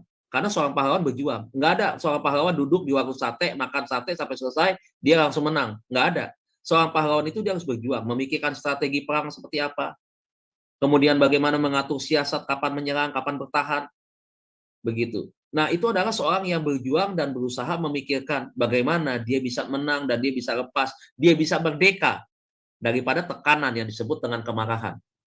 Nah, ingat nih malam hari ini Bapak Ibu, kita punya musuh terbesar kita dalam diri kita yang harus kita lawan. Apa itu? Emosi, kemarahan yang negatif yang harus kita lawan. Nah, inilah yang menjadi PR kita semua. Kapan kita mulai lakukan itu? Kita lakukan mulai dari sekarang. Kita menyadari, kita belajar malam hari ini tentang pelajaran ini. Nah, kita akan berjuang dan kemudian kita akan berubah dan kita akan tinggalkan kemarahan-kemarahan yang dulu mengikat kita, yang membuat kita terputus hubungan dengan orang yang kita cintai, ya misalkan saudara, famili, ipar, om, tante, ya kemudian teman-teman kita. Nah, itu akan membuat perubahan buat kita. Kalau itu pernah terjadi, maka yang angka yang tadi saya bilang adalah memaafkan. Jangan sampai kesempatan memaafkan itu hilang. Nah, ini nggak boleh. Nah, jadi ini poin yang kedua, atasi emosi itu. Jangan biarkan emosi itu. Nah, ya, atasi emosi itu, jangan biarkan emosi itu. Oke? Nah, itu Bapak Ibu. Yang ketiga, menolong orang yang bersangkutan untuk mengarahkan energi kemarahan kepada bendahara yang membangun. Ini yang saya tambahkan. Tadi contohnya Sansak, saya sarung tinju. Ayo, tinju aja tuh. Sansak. Saudara pukul itu sarung tinju. Saudara pukul itu Sansak, ya. Nggak ada dong. Saudara dibawa ke pengadilan. Siapa yang bawa ke pengadilan? Advokat tetangga. Oh, bapak itu marah tuh pukul Sansak sampai sobek. Kemudian dituntut ke pengadilan. Nggak ada. Tapi kalau saudara pukul orang, pukul pembantu, pukul sopir misalkan, pengadilan fatal. Ya. Tindakan kekerasan, perbuatan tidak menyenangkan, masuk berapa pasal itu. Ya. Pukul kalau itu boleh. Ya. Apa? Kasih makan ikan bisa. Ya, kasih makan ikan koi Anda, kasih makan, membuat pikiran jadi tenang, turun tuh tingkat emosinya. Nah, ini yang harus kita sediakan ya. Ada sepeda ya sepeda lah. Ada motor bisa nggak ya motor boleh, tapi jangan naik motor suku wang begitu. Aduh, silakan tanabrak orang ya. Yang keempat, konselor dapat juga menolong orang tersebut untuk dapat memikirkan kemarahan secara rasional. Jadi perlu ada konseling. Jadi perlu ada pertemuan. Perlu ada seperti terapi tertentu untuk mengendalikan itu, menurunkan perubahan sikap kepada diri orang tersebut. Caranya seperti apa? Tergantung kepada tingkatnya, tingkat emosinya sudah separah apa, tingkat temperamentalnya seperti apa. Itu harus diturunkan tentunya dan ada pendekatan tentunya dan juga ada terapi-terapi dan metode-metodenya. Jadi harus dipikirkan. Jangan kemarahan itu dianggap udah sesuatu yang memang sudah bawaan sejak lahir. Memang gue udah begini, mau kata apa? Oh, nggak bisa begitu. Nggak bisa. Ya. Nggak bisa. Ini jadi batu sandungan, jadi hambatan Anda nanti. Ya, Tuhan Yesus memberkati Bapak Ibu Saudara semua. Demikian pembahasan pengenalan kita tentang pengendalian diri terhadap amarah atau disebut dengan anger isu untuk pembelajaran dasar yang pertama. Tuhan Yesus berkati kita semua, Bapak Ibu. Saya kembalikan kepada moderator. Ya, baik. Terima kasih Pak Dedi, luar biasa ya Pak untuk materi malam ini, yaitu mengenai mengendalikan amarah. Baik Bapak Ibu sekalian, sebelum kita masuk pada sesi tanya jawab dan diskusi, saya akan terlebih dahulu membacakan acara-acara Sema Adonai seminggu ke depan dan channel-channel yang relay ke YouTube. Ya, baik. Dimulai besok Jumat 12 Januari 2024 di jam 19.00 waktu Indonesia Barat di Sema Adonai akan kembali ada kelas pembelajaran firman dengan tema teologia proper, dan ini masuk pada seri pertama ya Bapak Ibu. Berarti kelas pembelajaran ini ada beberapa seri. Baik, dan yang menjadi narasumbernya adalah Pak Pendeta Daniel Palungan dan moderatornya adalah Ibu Aling, saya sendiri. Kemudian di hari yang sama, di hari Jumat 12 Januari 2024 di jam 21.00 waktu Indonesia Barat masih ada kelas pembelajaran firman yang terakhir di Sema Adonai. Kali ini materinya mengenai pelajaran sejarah penebusan, sudah masuk buku seri keempat dan sesi yang keempat juga. Dan temanya adalah Raja Asa yang baik tapi menjadi jahat. Baik, ini menarik ya Bapak Ibu, kita pelajari tentang Alkitab Perjanjian Lama. Dan yang menjadi narasumbernya seperti biasa, Pak Pendeta Yudi Lengkong dan moderatornya adalah Ibu Heni. Selanjutnya, di hari Sabtu 13 Januari 2024 di jam 19.00 waktu Indonesia Barat, di Sema Adonai akan kembali ada kelas pembelajaran firman dengan tema The Power of Destiny. Dan yang menjadi narasumbernya adalah Ibu Mia Wijaya dan yang menjadi moderatornya adalah Ibu Heni. Selanjutnya di hari yang sama, di hari Sabtu, di jam 21.00 waktu Indonesia Barat, masih ada kelas pembelajaran firman Tuhan yang terakhir di Sema Adonai, yaitu temanya adalah titik balik Rasul Petrus. Dan yang menjadi narasumbernya adalah Pak Pendeta IR James Hendry STH dan moderatornya adalah Ibu Aling. Selanjutnya, di hari Minggu 14 Januari 2024 di jam 19.00 waktu Indonesia Barat, di Sema Adonai akan ada ibadah online ya Bapak Ibu. Ibadah online ini juga disertai ibadah pembukaan dari kelas SSOBC dari Bapak Gembala kami, yaitu Pak Pendeta Daniel. Dan temanya kali ini adalah fungsi utama hamba Tuhan. Diambil dari Nats Yosua 1 ayat 1 sampai dengan 9. Dan yang menjadi liturgisnya adalah Ibu Aling, yaitu saya sendiri. Dan yang menjadi live songnya adalah Ibu Mimi dari Jerman. Dan yang menjadi narasumbernya kali ini adalah Pak Pendeta Daniel Palungan, yang adalah gembala kami sendiri. Dan selanjutnya, saya akan membacakan channel yang relay ke YouTube.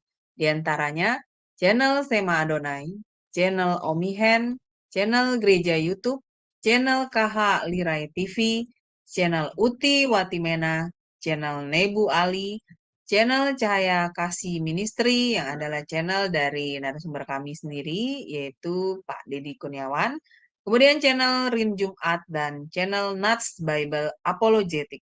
Dan untuk renungan pagi di Sema Adonai, itu diadakan setiap hari ya Bapak Ibu, mulai dari Senin sampai dengan Sabtu, dimulai dari jam 5.30 pagi.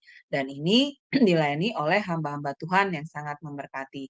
Dan untuk renungan pagi ini, Sema Adonai ini, dan juga ibadah online Sema Adonai, dan juga satu lagi, renungan pagi dari gembala kami sendiri, yaitu Pak Pendeta Daniel yang diadakan setiap hari Jumat 1 kali dalam seminggu, itu cuma ada di channel Sema Adonai dan Sola Scriptura ya Bapak Ibu sekalian.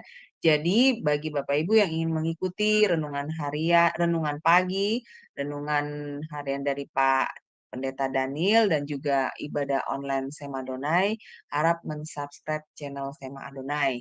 Baik kepada Bapak Ibu yang terkasih dalam Kristus, bagi yang belum mensubscribe channel kami, channel Sema Adonai, dan juga men-share-nya, harap tolong bantu men-subscribe dan men-share-nya kepada yang lain, sehingga Bapak Ibu dan juga yang lain bisa mengikuti keseluruhan acara-acara dari Sema Adonai dan membantu channel kami untuk menjadi lebih berkembang dan menjadi berkat lagi bagi banyak orang. Baik Bapak Ibu yang terkasih, terima kasih atas perhatiannya. Maka kita akan masuk pada sesi tanya jawab dan diskusi ya. Tapi bagi yang ingin bertanya atau sharing juga boleh Bapak harap hand terlebih dahulu agar operator kami membuka mute dari Bapak Ibu sekalian. Baik Pak Dedi, luar biasa materi malam ini kita belajar tentang mengendalikan amarah. Jadi Pak, saya pernah berpikir seperti ini.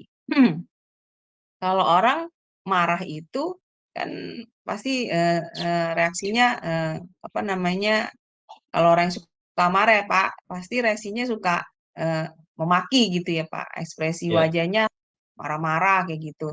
Ternyata orang yang suka apa namanya, baper gitu seperti tadi Bapak bilang ya, sedikit tersinggung, sakit hati, ternyata dia juga seorang yang disebut dalam kategori pemarah ya Pak ya? Seperti itu ya?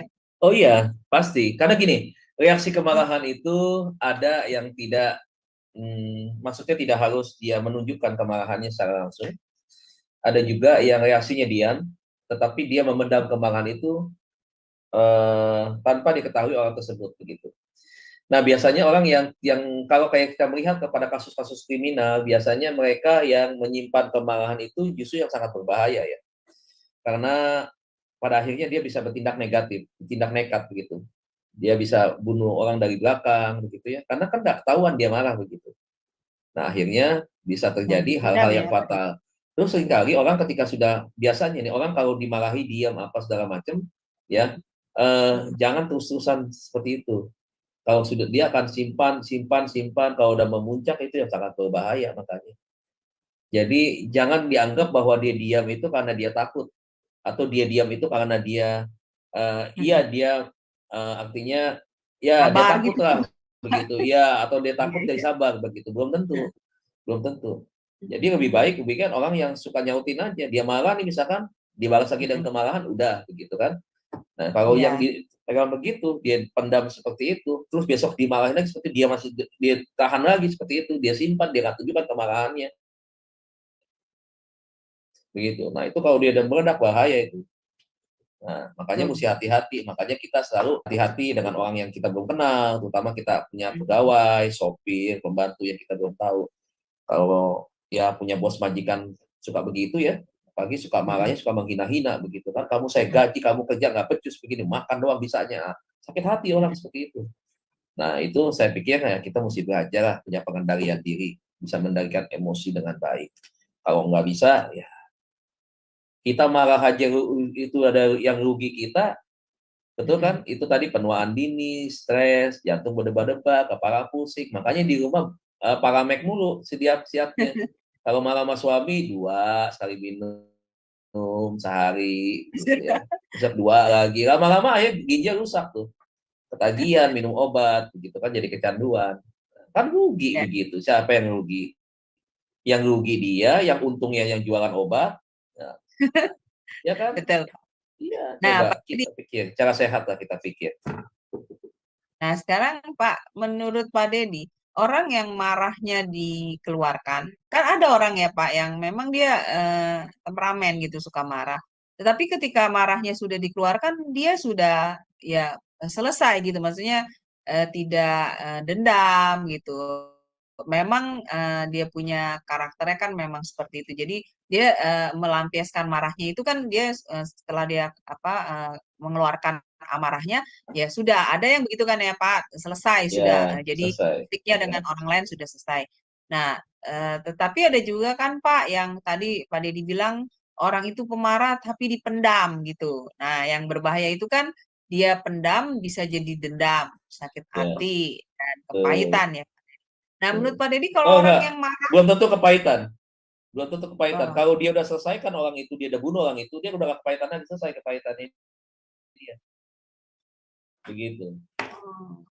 Kalau dia hancurkan, misalkan propertinya dihancurkan, mobilnya misalkan, ini ya, aduh ini bicara soal angle isu ini kita luas sebenarnya cakupannya. Salah satu contoh gini, pernah nggak dulu kita di sekolah, ya waktu kita kecil, atau kita pernah mendengar, ketika matematik, anak ini disetrap di depan, kemudian disuruh berdiri di kelas, angkat kaki, jewer telinganya, kemudian setelah jam istirahat selesai, dia turun ke tempat bawah, dia kempesin motor gurunya. Pernah Pak. Nah, Dengar. tadi kayak gitu. Iya. Nah, yang seperti ini ya, tipe yang seperti ini ketika dia takut karena kenapa? Karena guru punya wewenang, punya power, punya kekuasaan. Jadi dia sebenarnya pengen ngelawan, tapi dia nggak bisa karena dia takut dikeluarkan dari sekolah atau nilainya jadi merah atau tidak naik kelas, ada risiko-risiko tertentu. Bagaimana caranya dia melampiaskan seperti itu? Biasanya langsung dia kempesin motor. Tapi kalau dia nggak kempesin ban motornya itu, dia bodoh. Kenapa? Karena ketahuan sama gurunya. Tadi saya habis hukum dia nih, pasti pelakunya dia. Betul. Tapi kalau yang pintar, dia tunggu seminggu, 2 minggu, kan dia tahan itu. Seminggu, 2 minggu dia tahan. Lupa kan gurunya udah kan? Baru dia sikat itu motornya. Nah, saya punya teman dulu begitu. Nah, ini angle isu tuh juga begitu. Juga berkaitan dengan perilaku kan memang semua ini kan. Jadi ketika dia disakiti, dia merasa disakiti, dipermalukan di depan kelas oleh teman-teman gurunya kepada teman-temannya dia, apalagi ada cewek-cewek yang dia suka gitu kan. Wah, dia emosi, dia dendam itu. Dia tunggu, tahu nggak motor GL100 itu guru dibuka tempat olinya, dia kasih garam, dia kasih apa itu, hancur tuh motor turun mesin. Dia taruhin apa itu? Iya tuh, gitu. Ketika motornya yang rusak, tidak bisa hidup, dia tidak bisa pulang, tidak bisa ngajak sekolah lain. Akhirnya pada waktu itu naik angkot, naik apa begitu, naik bajai kalau nggak salah, motor dia tinggal. Terus akhirnya dia berapa hari nggak bisa naik motor karena ternyata motornya di bengkel, ternyata harus turun mesin itu motor. Kan lumayan, harganya mahal. Nah, lihat tuh orang yang mendam kemarahan, dia tidak keluar, dia main tenang, dia main arus, tapi efeknya ke properti yang dihancurin. Tapi ada nggak murid yang bunuh guru karena seperti itu? Ada yang kayak gitu. Dia tunggu dulu nih lengah, dia tahan-tahan dulu nih. Begitu lengah dibunuh, itu bisa terjadi. Nah, ini sangat bahaya kan. Makanya itu tadi Mazmur 37 ayat 8 itu tuh, aduh udah benar banget itu udah kasih tahu. Udah kasih tahu. Orang akan dibawa kepada kejahatan cuma karena masalah sepele, amarah aja itu. Begitu. Jadi banyak perilaku orang daripada pelaku-pelaku yang tidak mengendalikan emosi ini banyak. Makanya saya atur nanti waktunya. Ini kan masuk dalam pelajaran pastoral counseling dan psikologi juga. Jadi nanti kapan waktu lah, ya nanti kapan waktu kita akan bahas lagi. Sekarang kalau lihat dari metode pengajaran saya kan, setiap tadinya malam minggu ke Kamis, sekarang kan itu ada variasi-variasinya supaya tidak monoton, begitu, supaya tidak jenuh, begitu. Jadi kalau hari ini makan tahu, besok makan tempe bat, jadi nggak jenuh, gitu. Saya khawatir kalau makan di warteg, makan itu terus, wartegnya akan ditinggalkan, gitu kan. Saya khawatir kalau saya mengajar itu terus, Bapak Ibu akan sepi nih, akan tinggalkan saya, gitu. Iya, diplomatis banget. Jadi kepingin makan tempe bacem.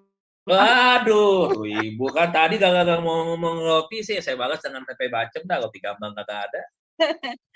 Nah, Pak Dedi, kalau tadi kan dibilang Ibu Heni bahwa orang yang suka marah itu berarti dia mempunyai kelainan mental, ya kan, Pak? Iya. Nah, bagaimana dengan orang yang suka marah karena misalnya dia terpengaruh oleh obat-obatan gitu, atau minuman gitu, atau misalnya judi. Nah, itu kan lain lagi, Pak, tingkat kemarahan. Kalau itu memang orang yang karena pengaruh obat seperti itu. Mungkin kalau dia nggak pengaruh obat, ya efeknya itu tidak seperti itu. Walaupun dia bisa marah, tapi tidak seperti karena pengaruh obat-obatan begitu. Ya.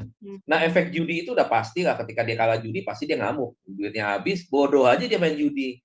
Ya, penyakit dicari-cari sama dia. Ya kan, tidak ada istilah orang yang bisa menang dari judi, kaya dari judi, itu nggak ada sebenarnya. Nah, dia cari penyakit kan, akhirnya dia memiskinkan diri dia sendiri kan. Itu bodoh. Akhirnya orang yang tadinya nggak emosian, karena sering kalah, hutang pinjam sana sini, rumah udah siap-siap mau disita bank, nah akhirnya jadi pemarah, temperamen. Nah, itu adalah orang yang bodoh, mencari kebodohannya sendiri, mencari masalah sendiri. Begitu. Nah, jadi belum tentu karakter dia sebenarnya seperti orang yang itu tadi, emosinya meluap-luap. Ini, orang pemarah itu bisa karena situasional. Situasionalnya karena apa? Karena tadi ada alasan-alasan tertentu. Tadi kan kita belajar karena dia merasa terancam, karena dia merasa frustasi, dia bisa muncul seperti itu. Nah, kepada mereka siapa saja yang mereka seperti itu kepada semua orang bisa begitu, begitu. Nah, jadi ketika orang terlibat judi tadi misalkan ya karena obat-obatan ya karena itu tadi. Jadi siapa aja bisa begitu. Ada Nah, Pak penyebabnya gitu.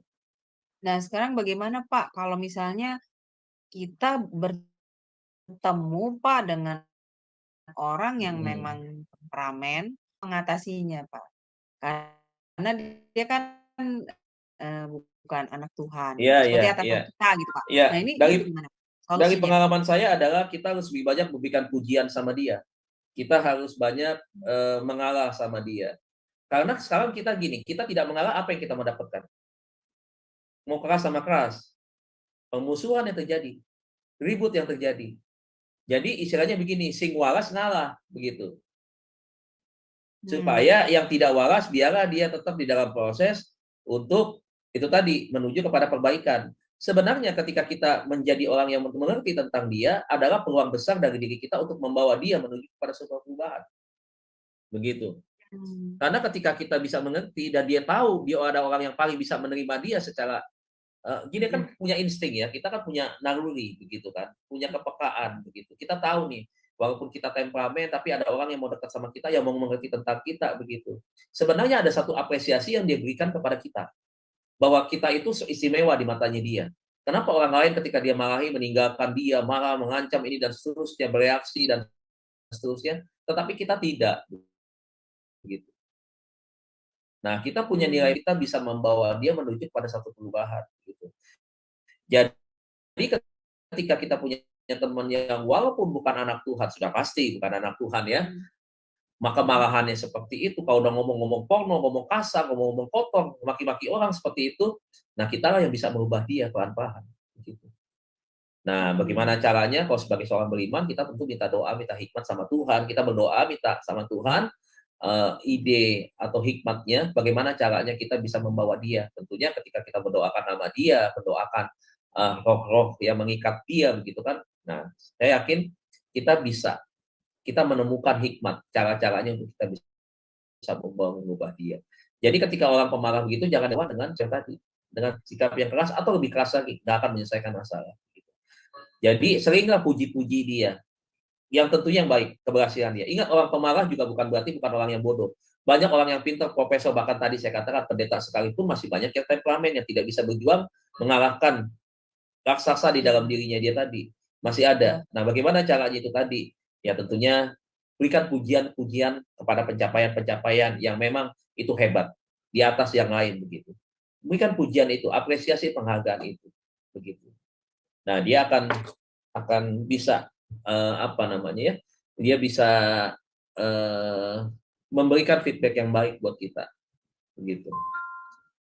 Nah, Pak Dedi, yang menjadi masalah menurut saya sih adalah orang yang kalau marah sih memang dia sudah kelihatan ya Pak Dedi ya, karakternya ya keluar gitu kan. Ini justru orang yang baper ini loh Pak, yang menurut saya lebih repot ya. Iya, karena dia dipendam ya Pak. Jadi dia tidak memperlihatkan, tetapi disimpan ya Pak di dalam hatinya. Nah, bagaimana nih Pak solusinya kita untuk menghadapi orang-orang yang seperti ini nih Pak, yang bapernya super. Iya, kita sudah belajar tentang mindset kemarin ya. Kita sudah belajar, walaupun mindset itu bukan berarti belajar satu udah selesai semuanya, belum, terlalu banyak begitu. Mindset orang itu harus diubah, ya. Respon yang tidak baik itu jangan disimpan di dalam hati, tetapi masuk telinga kiri atau telinga kanan, keluar telinga kiri, kebalikannya seperti itu. Jadi jangan langsung disaring, difilter, disimpan di otak, kemudian turun ke dalam hati. Jangan. Kalau itu seperti itu, maka akhirnya dia akan apa-apa selalu di hati begitu ya. Nah, akan menjadi orang yang berperasaan. Karena perasaan itu kan berbicara, baper itu kan karena perasaan kan. Dia mengukur segala sesuatu, menilai sesuatu berdasarkan perasaannya dia. Nah, jangan dibawa kepada sesuatu yang berkaitan dengan perasaan begitu. Saya pikir bahwa tangkap message atau pesannya, perkataannya disampaikan, atau responnya, atau gesturnya, tangkap seperti itu, kemudian analisa. Oh, ini nggak bermanfaat buat saya, buang. begitu. Jangan apa-apa semua langsung disimpan, apa semua disimpan, yang baik yang negatif disimpan, makanya orang bisa menjadi baper, begitu. Betul, berarti Ya. mindset dari kita ya, Pak, Mindset, maksudnya orang mindset, itu yang harus iya, dirubah ya. ya mindset. Atau kalau dia punya mindset yang baik, maka dia akan bisa feedback. Feedbacknya apa? Dia akan bisa nilai balik, begitu. Ini orang belum beres dengan dirinya mau ngomong begini, gitu. Jadi Iya dia tidak mau betul. terpancing, begitu. Heeh. Dia akan membiarkan, biarin aja dia nggak benar, begitu. Saya nggak akan terbawa, itu. Gitu. Nah, Tapi seperti memang tadi ya, Pak, kebanyakan orang yang baper itu memang kebanyakan perempuan ya. Kenapa perempuan? Karena memang menilai segala sesuatu berkaitan dengan perasaan. betul Begitu. Pak. Beda kalau laki-laki kan emosi, temperamental itu kebanyakan laki-laki kan. Tapi kalau perempuan kebanyakan baper karena memang perasaan yang lebih dominan begitu. Makanya itu yang seringkali yang baper itu perempuan begitu. Tuh. Berarti nih Pak Dedi, tadi saya menangkap bahwa kalau karakter pemarah yang menggebu-gebu itu memang Ya, jika memuncak itu harus disalurkan ya Pak ya ke hal seperti dilepaskan, dibuang. Iya, dibuang. seperti Pak Dedi bilang tadi misalnya Contoh, dengan meninju samsak atau dengan ya, selang menyemprot itu seperti itu ya, ya Pak. Memang harus ya iya. Pak Dedi. Saya 1 minggu itu kan penat ya, penat banget. Saya ngajar tuh full 1 minggu, termasuk khotbah kan, begitu. Khotbah kan bisa sekali, 2 kali, 3 kali itu, bisa lebih kadang-kadang. Nah, bagaimana caranya saya melatih ngomong? Hampir saya tidak ada waktu 1 minggu ini untuk saya beristirahat, untuk saya bisa melampiaskan kepenatan saya. Nah, ketika ada waktu kepenatan, saya pergi mancing. Mancing ikan, bukan mancing kerusuhan. Bukan mancing keributan dengan tetangga nih. Bukan. Mancing ikan. Saya pergi mancing ikan, kadang-kadang jam 5 sore saya pergi mancing. Karena kan ada mancing malam. Saya pergi mancing malam, paling jam 10, jam 11 saya pulang. Begitu. Yang penting, ketika saya lempar umpan, saya duduk, saya melihat umpan itu dimakan, itu sambil saya duduk, saya merenung tuh. Kadang-kadang inspirasi khotbah bisa dari mancing. Kadang-kadang saya mau mengajar apa, saya membuat bahan apa, membahas bahan apa bisa muncul dari sana. Tidak sedikit yang saya Madonna saya dapatkan dari empang itu. Jadi saya mancing. Jadi iya termasuk kalau saya mau sampaikan tentang cara bagaimana membuat umpan juga bisa nih di video kan, di YouTube kan.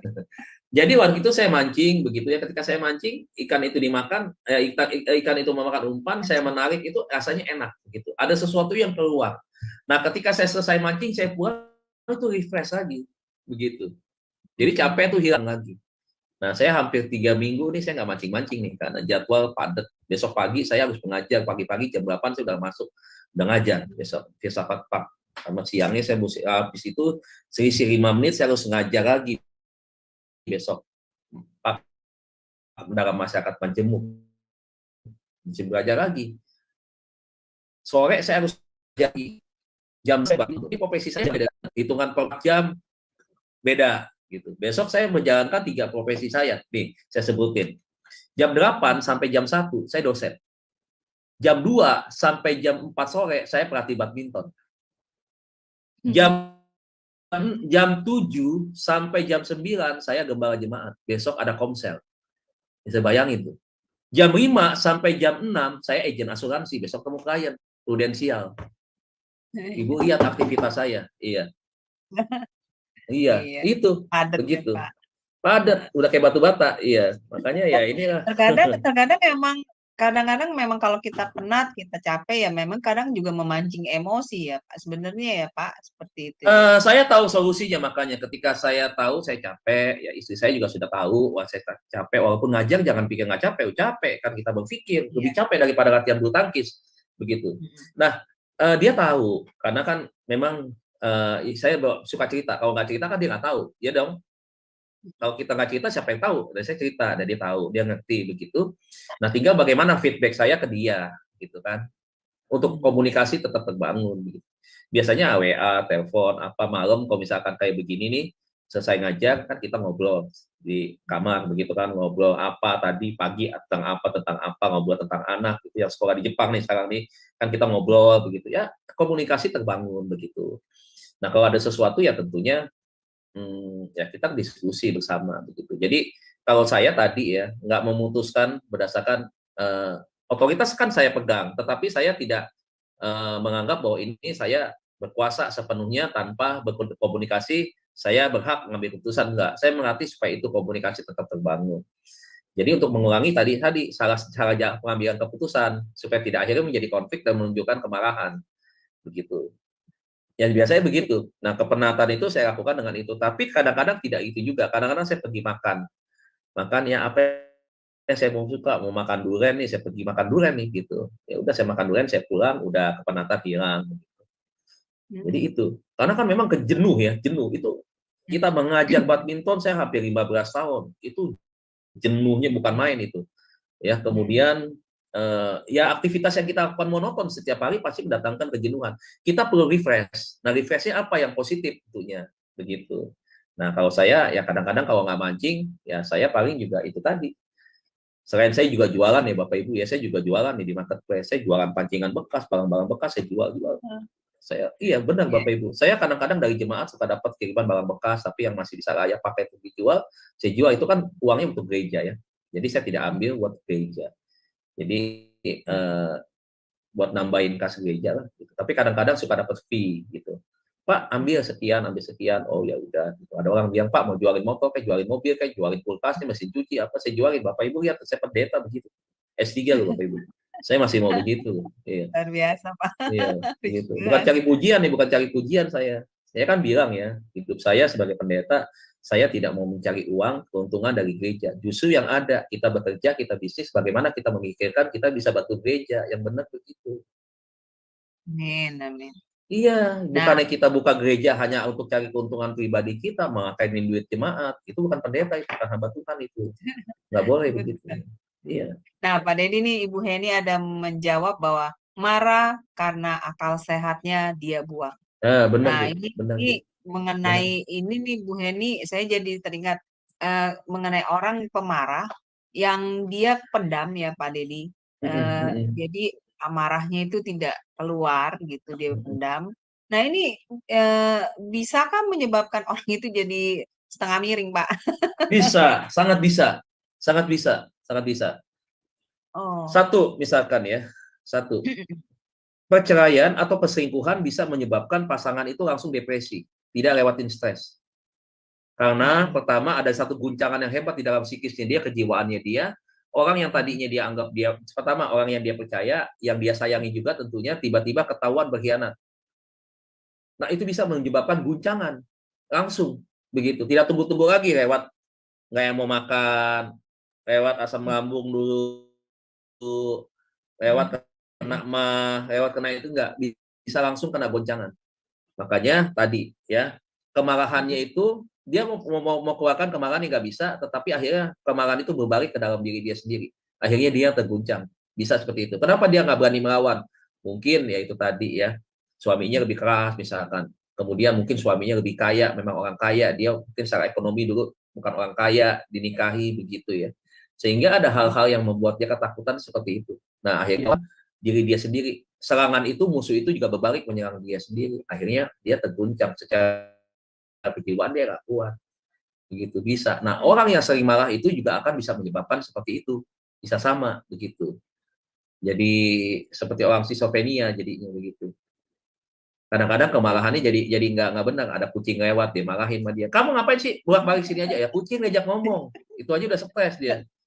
Itu. Berarti ini benar-benar ya Pak, firman Tuhan itu memang iya dan amin ya Pak Dedi. Betul, iya, Mengatakan amin. dan kamu marah ya, Iya, buang iya, kemarahan itu sebelum matahari iya, terbenam, iya, karena betul. itu bisa menimbulkan Pak, lalu kemudian Iya, kejahatan betul. juga akan timbul.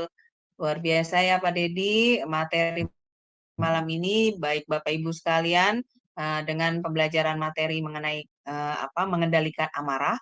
Ya, ini baik sekali untuk kita ketahui, kita pelajari ya. Jadi kita mengerti bahwa di dalam hati kita itu sangat tidak mendatangkan kebaikan bagi kita ya pada kesehatan jiwa kita.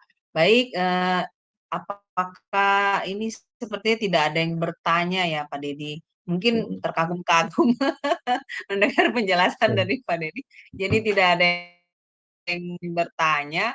Baik, kalau begitu Ibu Heni juga apakah masih mau menambahkan Ibu? Bu Heni, monitor. Monitor.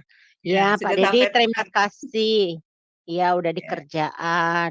Ini apa namanya? Saya hanya menghimbau kepada teman-teman semua. Bukan saya sok pinter ya.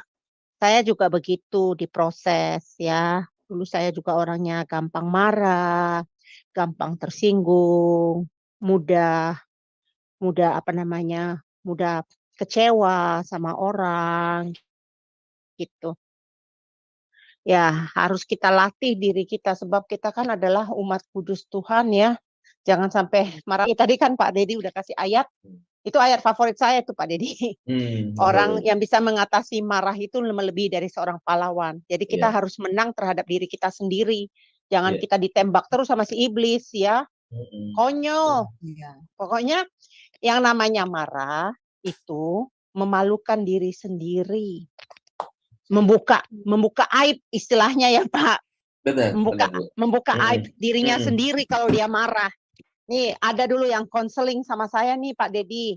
Dia pulang ke Indonesia, ibu-ibu ini berteman baik dengan temannya di New York. Dikirim itu lotion tangan. Lotion tangan yang kecil-kecil, bukan yang besar. Tolong ditipin sama temannya yang pernah datang dulu di Amerika kerja. Nah, selama di Amerika, temannya yang mau pulang ini dengan teman yang satu itu teman baik lah, namanya sering hang out together ya, sedang jalan-jalan gitu.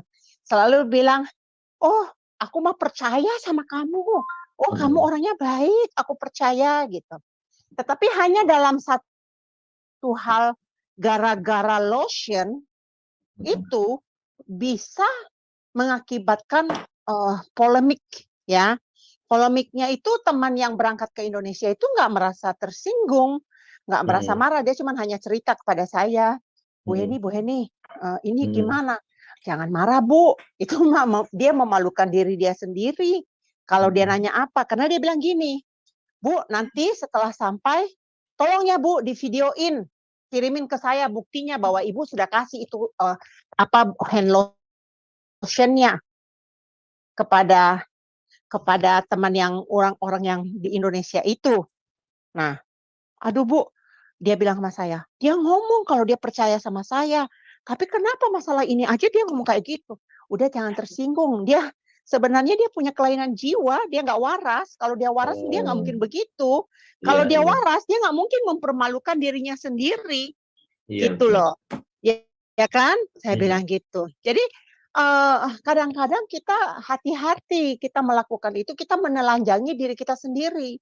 Kalau kita mau mengibarkan bendera istilahnya ya kepada dunia bahwa saya adalah warga kerajaan Allah, saya orangnya marah, saya punya integritas, saya tidak pemarah, saya orangnya punya integritas, saya adalah ambasador surgawi umpamanya gitu. Nah, jagalah sikap. Jangan gara-gara sikap kita, gara-gara minta bukti itu kamu mempermalukan diri kamu sendiri. Sebenarnya bukan untuk orang yang kamu tanya. Nggak ada masalahnya. Tetap di mata Tuhan orang itu punya integritas, punya kejujuran yang tinggi. Tetapi karena kamu kecewa, karena kamu marah, terus kamu minta bukti videoin, minta bukti pengirimannya, itu sudah satu menelanjangi kelakuanmu sendiri. Yang tadinya orang tidak tahu siapa kamu. Gitu kan. Nah itu saya bilang sama teman-teman semua. Hati-hati. Jangan gampang. Karena waktu dimarah itu kita kehilangan kesadaran. Benar nggak Pak? Kayak orang mabuk. Kehilangan kesadaran. Jadi melakukan apa kayak si Aling tadi bilang. Gimana dengan orang mabuk, Pak? Bagaimana kalau orang ngedrak? Itu lain lagi karena kehilangan kesadaran dia melakukan itu, ya. Tetapi kalau ada hatinya yang dengan kotor gitu, dia ingin menutupi kekotorannya, entar ada-ada aja. Dia lakukan ini, nutupin kekotorannya, menurut dia pintar. Makanya jangan pakai hikmat manusia. Jangan pakai barometer firman Tuhan. Itu saya melatih diri saya, Pak. Karena pernah ada masalah juga dalam hidup saya. Pernah, oh saya gagal dalam hal ini. Bagaimana? Kalau Bapak kan mancing tuh Pak. Kalau saya saya pergi ke Central Park di New York ini, ada di tengah-tengah kota, namanya Park, Pak, Central Park.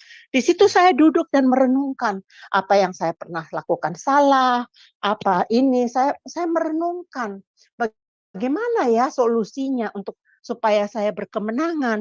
Terus ada di sini di Amerika ini, Pak, ada pendeta yang namanya Pendeta Lukas Kusuma.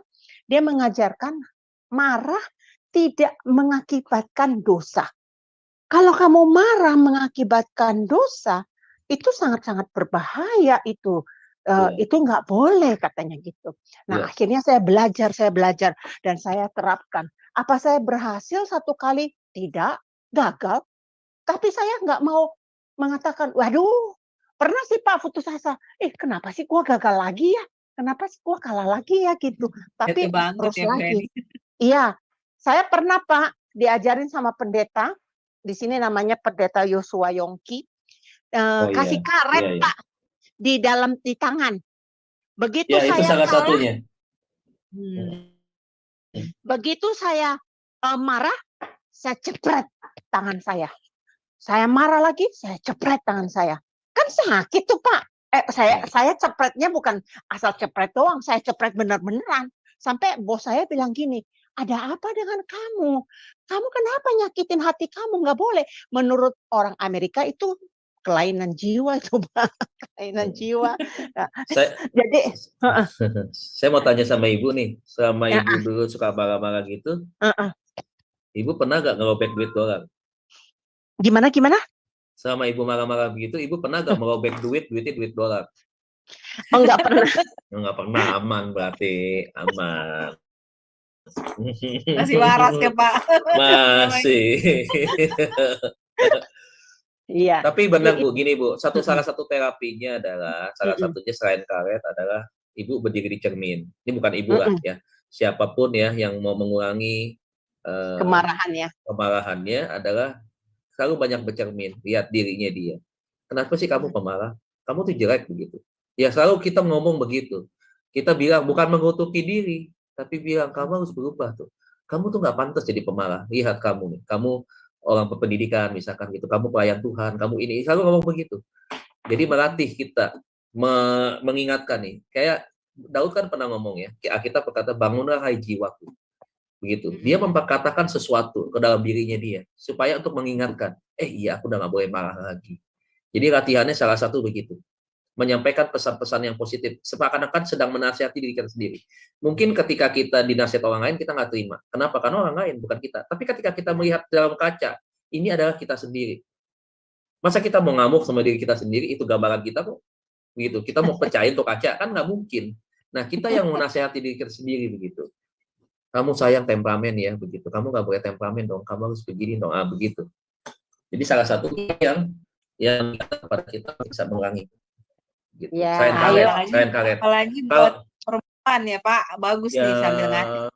Dia tadi kamu marah. Oh iya tadi Pak Dedi bilang memang perempuan biasanya banyak tuh marah karena dia pakai feeling. Ya, lagunya enak lagunya. Daniel Sahureka. Kamu tega ya sama saya ya. Kamu nggak ngerti perasaan saya. Saya sudah begini, saya sudah begini. Nah itu Pak, benar. Karena nggak pakai akal sehat. Akal sehatnya dibuang di tempat sampah. Nah kalau ibu-ibu di sini udah nggak pakai perasaan lagi, semuanya pakai hikmat Tuhan. Oke. Nggak pakai perasaan. Ya udah saya kembalikan lagi sama Aling. Thank you Pak Dedi. Ngomong-ngomong kopinya udah makan belum? Udah Pak, tadi udah ngopi, ngantuk saya tadi Pak. Oh ngantuk ya, pakai ngopi ya? Belum pernah saya biasa kan kalau di rumah bos yang satu Pak minum kopinya yang non kafein. Tadi saya pakai kafein aja, ngantuk saya Pak. Ya. Kalau kemarin di sana, tuh saya. Kenapa kemarin? Kenapa? Kemarin saya gara-gara ngantuk, saya bikin renungan saya asal-asalan tuh Pak laporan itu, karena saking ngantuk saya. Ngaku dosa saya. Tubuh bisa membuat fokus hilang. Makanya saya tadi siang saya videokan sambil saya bicara ke jemaat gereja, saya bagikan bahwa jangan membaca Alkitab pada malam hari gitu. Kalau Anda memangnya bisa terbiasa ya oke. Tapi kalau Anda yang nggak pernah terbiasa, akhirnya tidak terbaca. Kenapa? Karena udah nggak bisa fokus, capek tubuh, capek pikiran, udah mau malam baca Alkitab, ngantuk pasti tidak terbaca. Jadi saya sarankan baca Alkitab itu ya sesuaikan dengan waktu kosongnya kita. Kita ada waktu luang, baca Alkitab gitu. Buka aja handphone, baca Alkitab, renungin. Jadi satu hari itu kita baca. Jangan sampai kita tidak baca sama sekali. Jadi jangan sesuaikan ya, bacanya pun nggak fokus dan nggak konsen dan nggak dapat apa-apa, percuma begitu. Iya. Begitu. Oke, makasih Pak Dedi. Oh iya, Bu, di Amerika Starbucks jual kopi ya. Dia nggak jual jual bajigur. Nggak ada Pak, kalau bajigur saya bikin sendiri Pak. Oh, bajigur. Aduh, udah kangen nih Pak. Winter bagus nih bajigur Pak. Aduh. Iya, udah lama nggak minum bajigur. Bu Heni lagi dingin di sana Pak, malah ngomong ya, makanya tadi kalau Starbucks di sana jual bajigur, Ibu tinggal makan pakai singkong rebus doang. Enak. Aduh, mantap. Mantap sekali pasangannya. Iya. Ya, baik pelajaran materi malam ini. Terima kasih ya Pak Dedi sudah memberikan kami satu pencerahan ya. Bapak Ibu semua, terima kasih. Untuk bekal bagi kami ya tentang bagaimana kami sekarang mengerti mengendalikan amarah. Baik Pak Dedi, silakan tutup kelas kami dengan closing statement dari Pak Dedi. Closing statement saya adalah malam hari ini, tolong di handphone saudara atau bikin profil pas saudara, jangan marah. Bikin seperti itu. Jangan menjadi pemarah. Itu mengingatkan kita untuk kita tidak kebablasan di dalam diperbudak oleh hawa nafsu kemarahan yang memuncak. Nah, closing statement saya adalah mari Bapak Ibu kita kembali kepada firman. Orang yang taat kepada firman, kita harus berubah.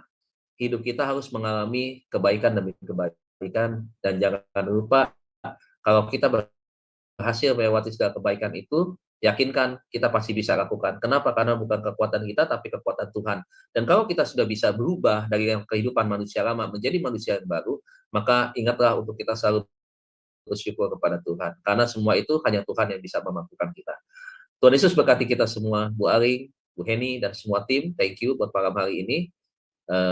Kita bisa atur waktu untuk kita jumpa lagi di minggu depan. Baik, terima kasih Pak Dedi.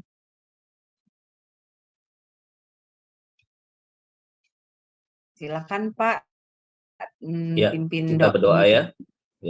Bapak, terima kasih malam hari ini, bersyukur untuk pertemuan pembelajaran. Biarlah kelas ini, kelas pastoral konseling, akan terus memberkati banyak kami semua, dan juga Tuhan saudara-saudara kami yang menyaksikan lewat siaran tunda. Tuhan yang menolong, memampukan kami dari sesuatu yang tidak mungkin kami mampu, dan hanya Tuhan yang mampukan kami. Terima kasih Bapak.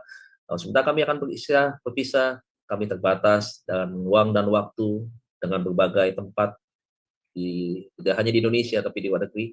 Tuhan menolong kami dan menjalankan aktivitas dan istirahat kami, supaya apapun yang kami lakukan di dalam istirahat kami dan aktivitas kami tetap nama Tuhan yang kami tinggikan, kami agungkan. Terima kasih Tuhan, pertemukan kami di dalam berkas pengajaran yang lain. Tangan Tuhan menolong dan memampukan kami dan memberikan kami pengertian, pemahaman, pengajaran, hikmat yang besar bagi setiap kami. Terima kasih Bapak Ibu Saudara sekalian.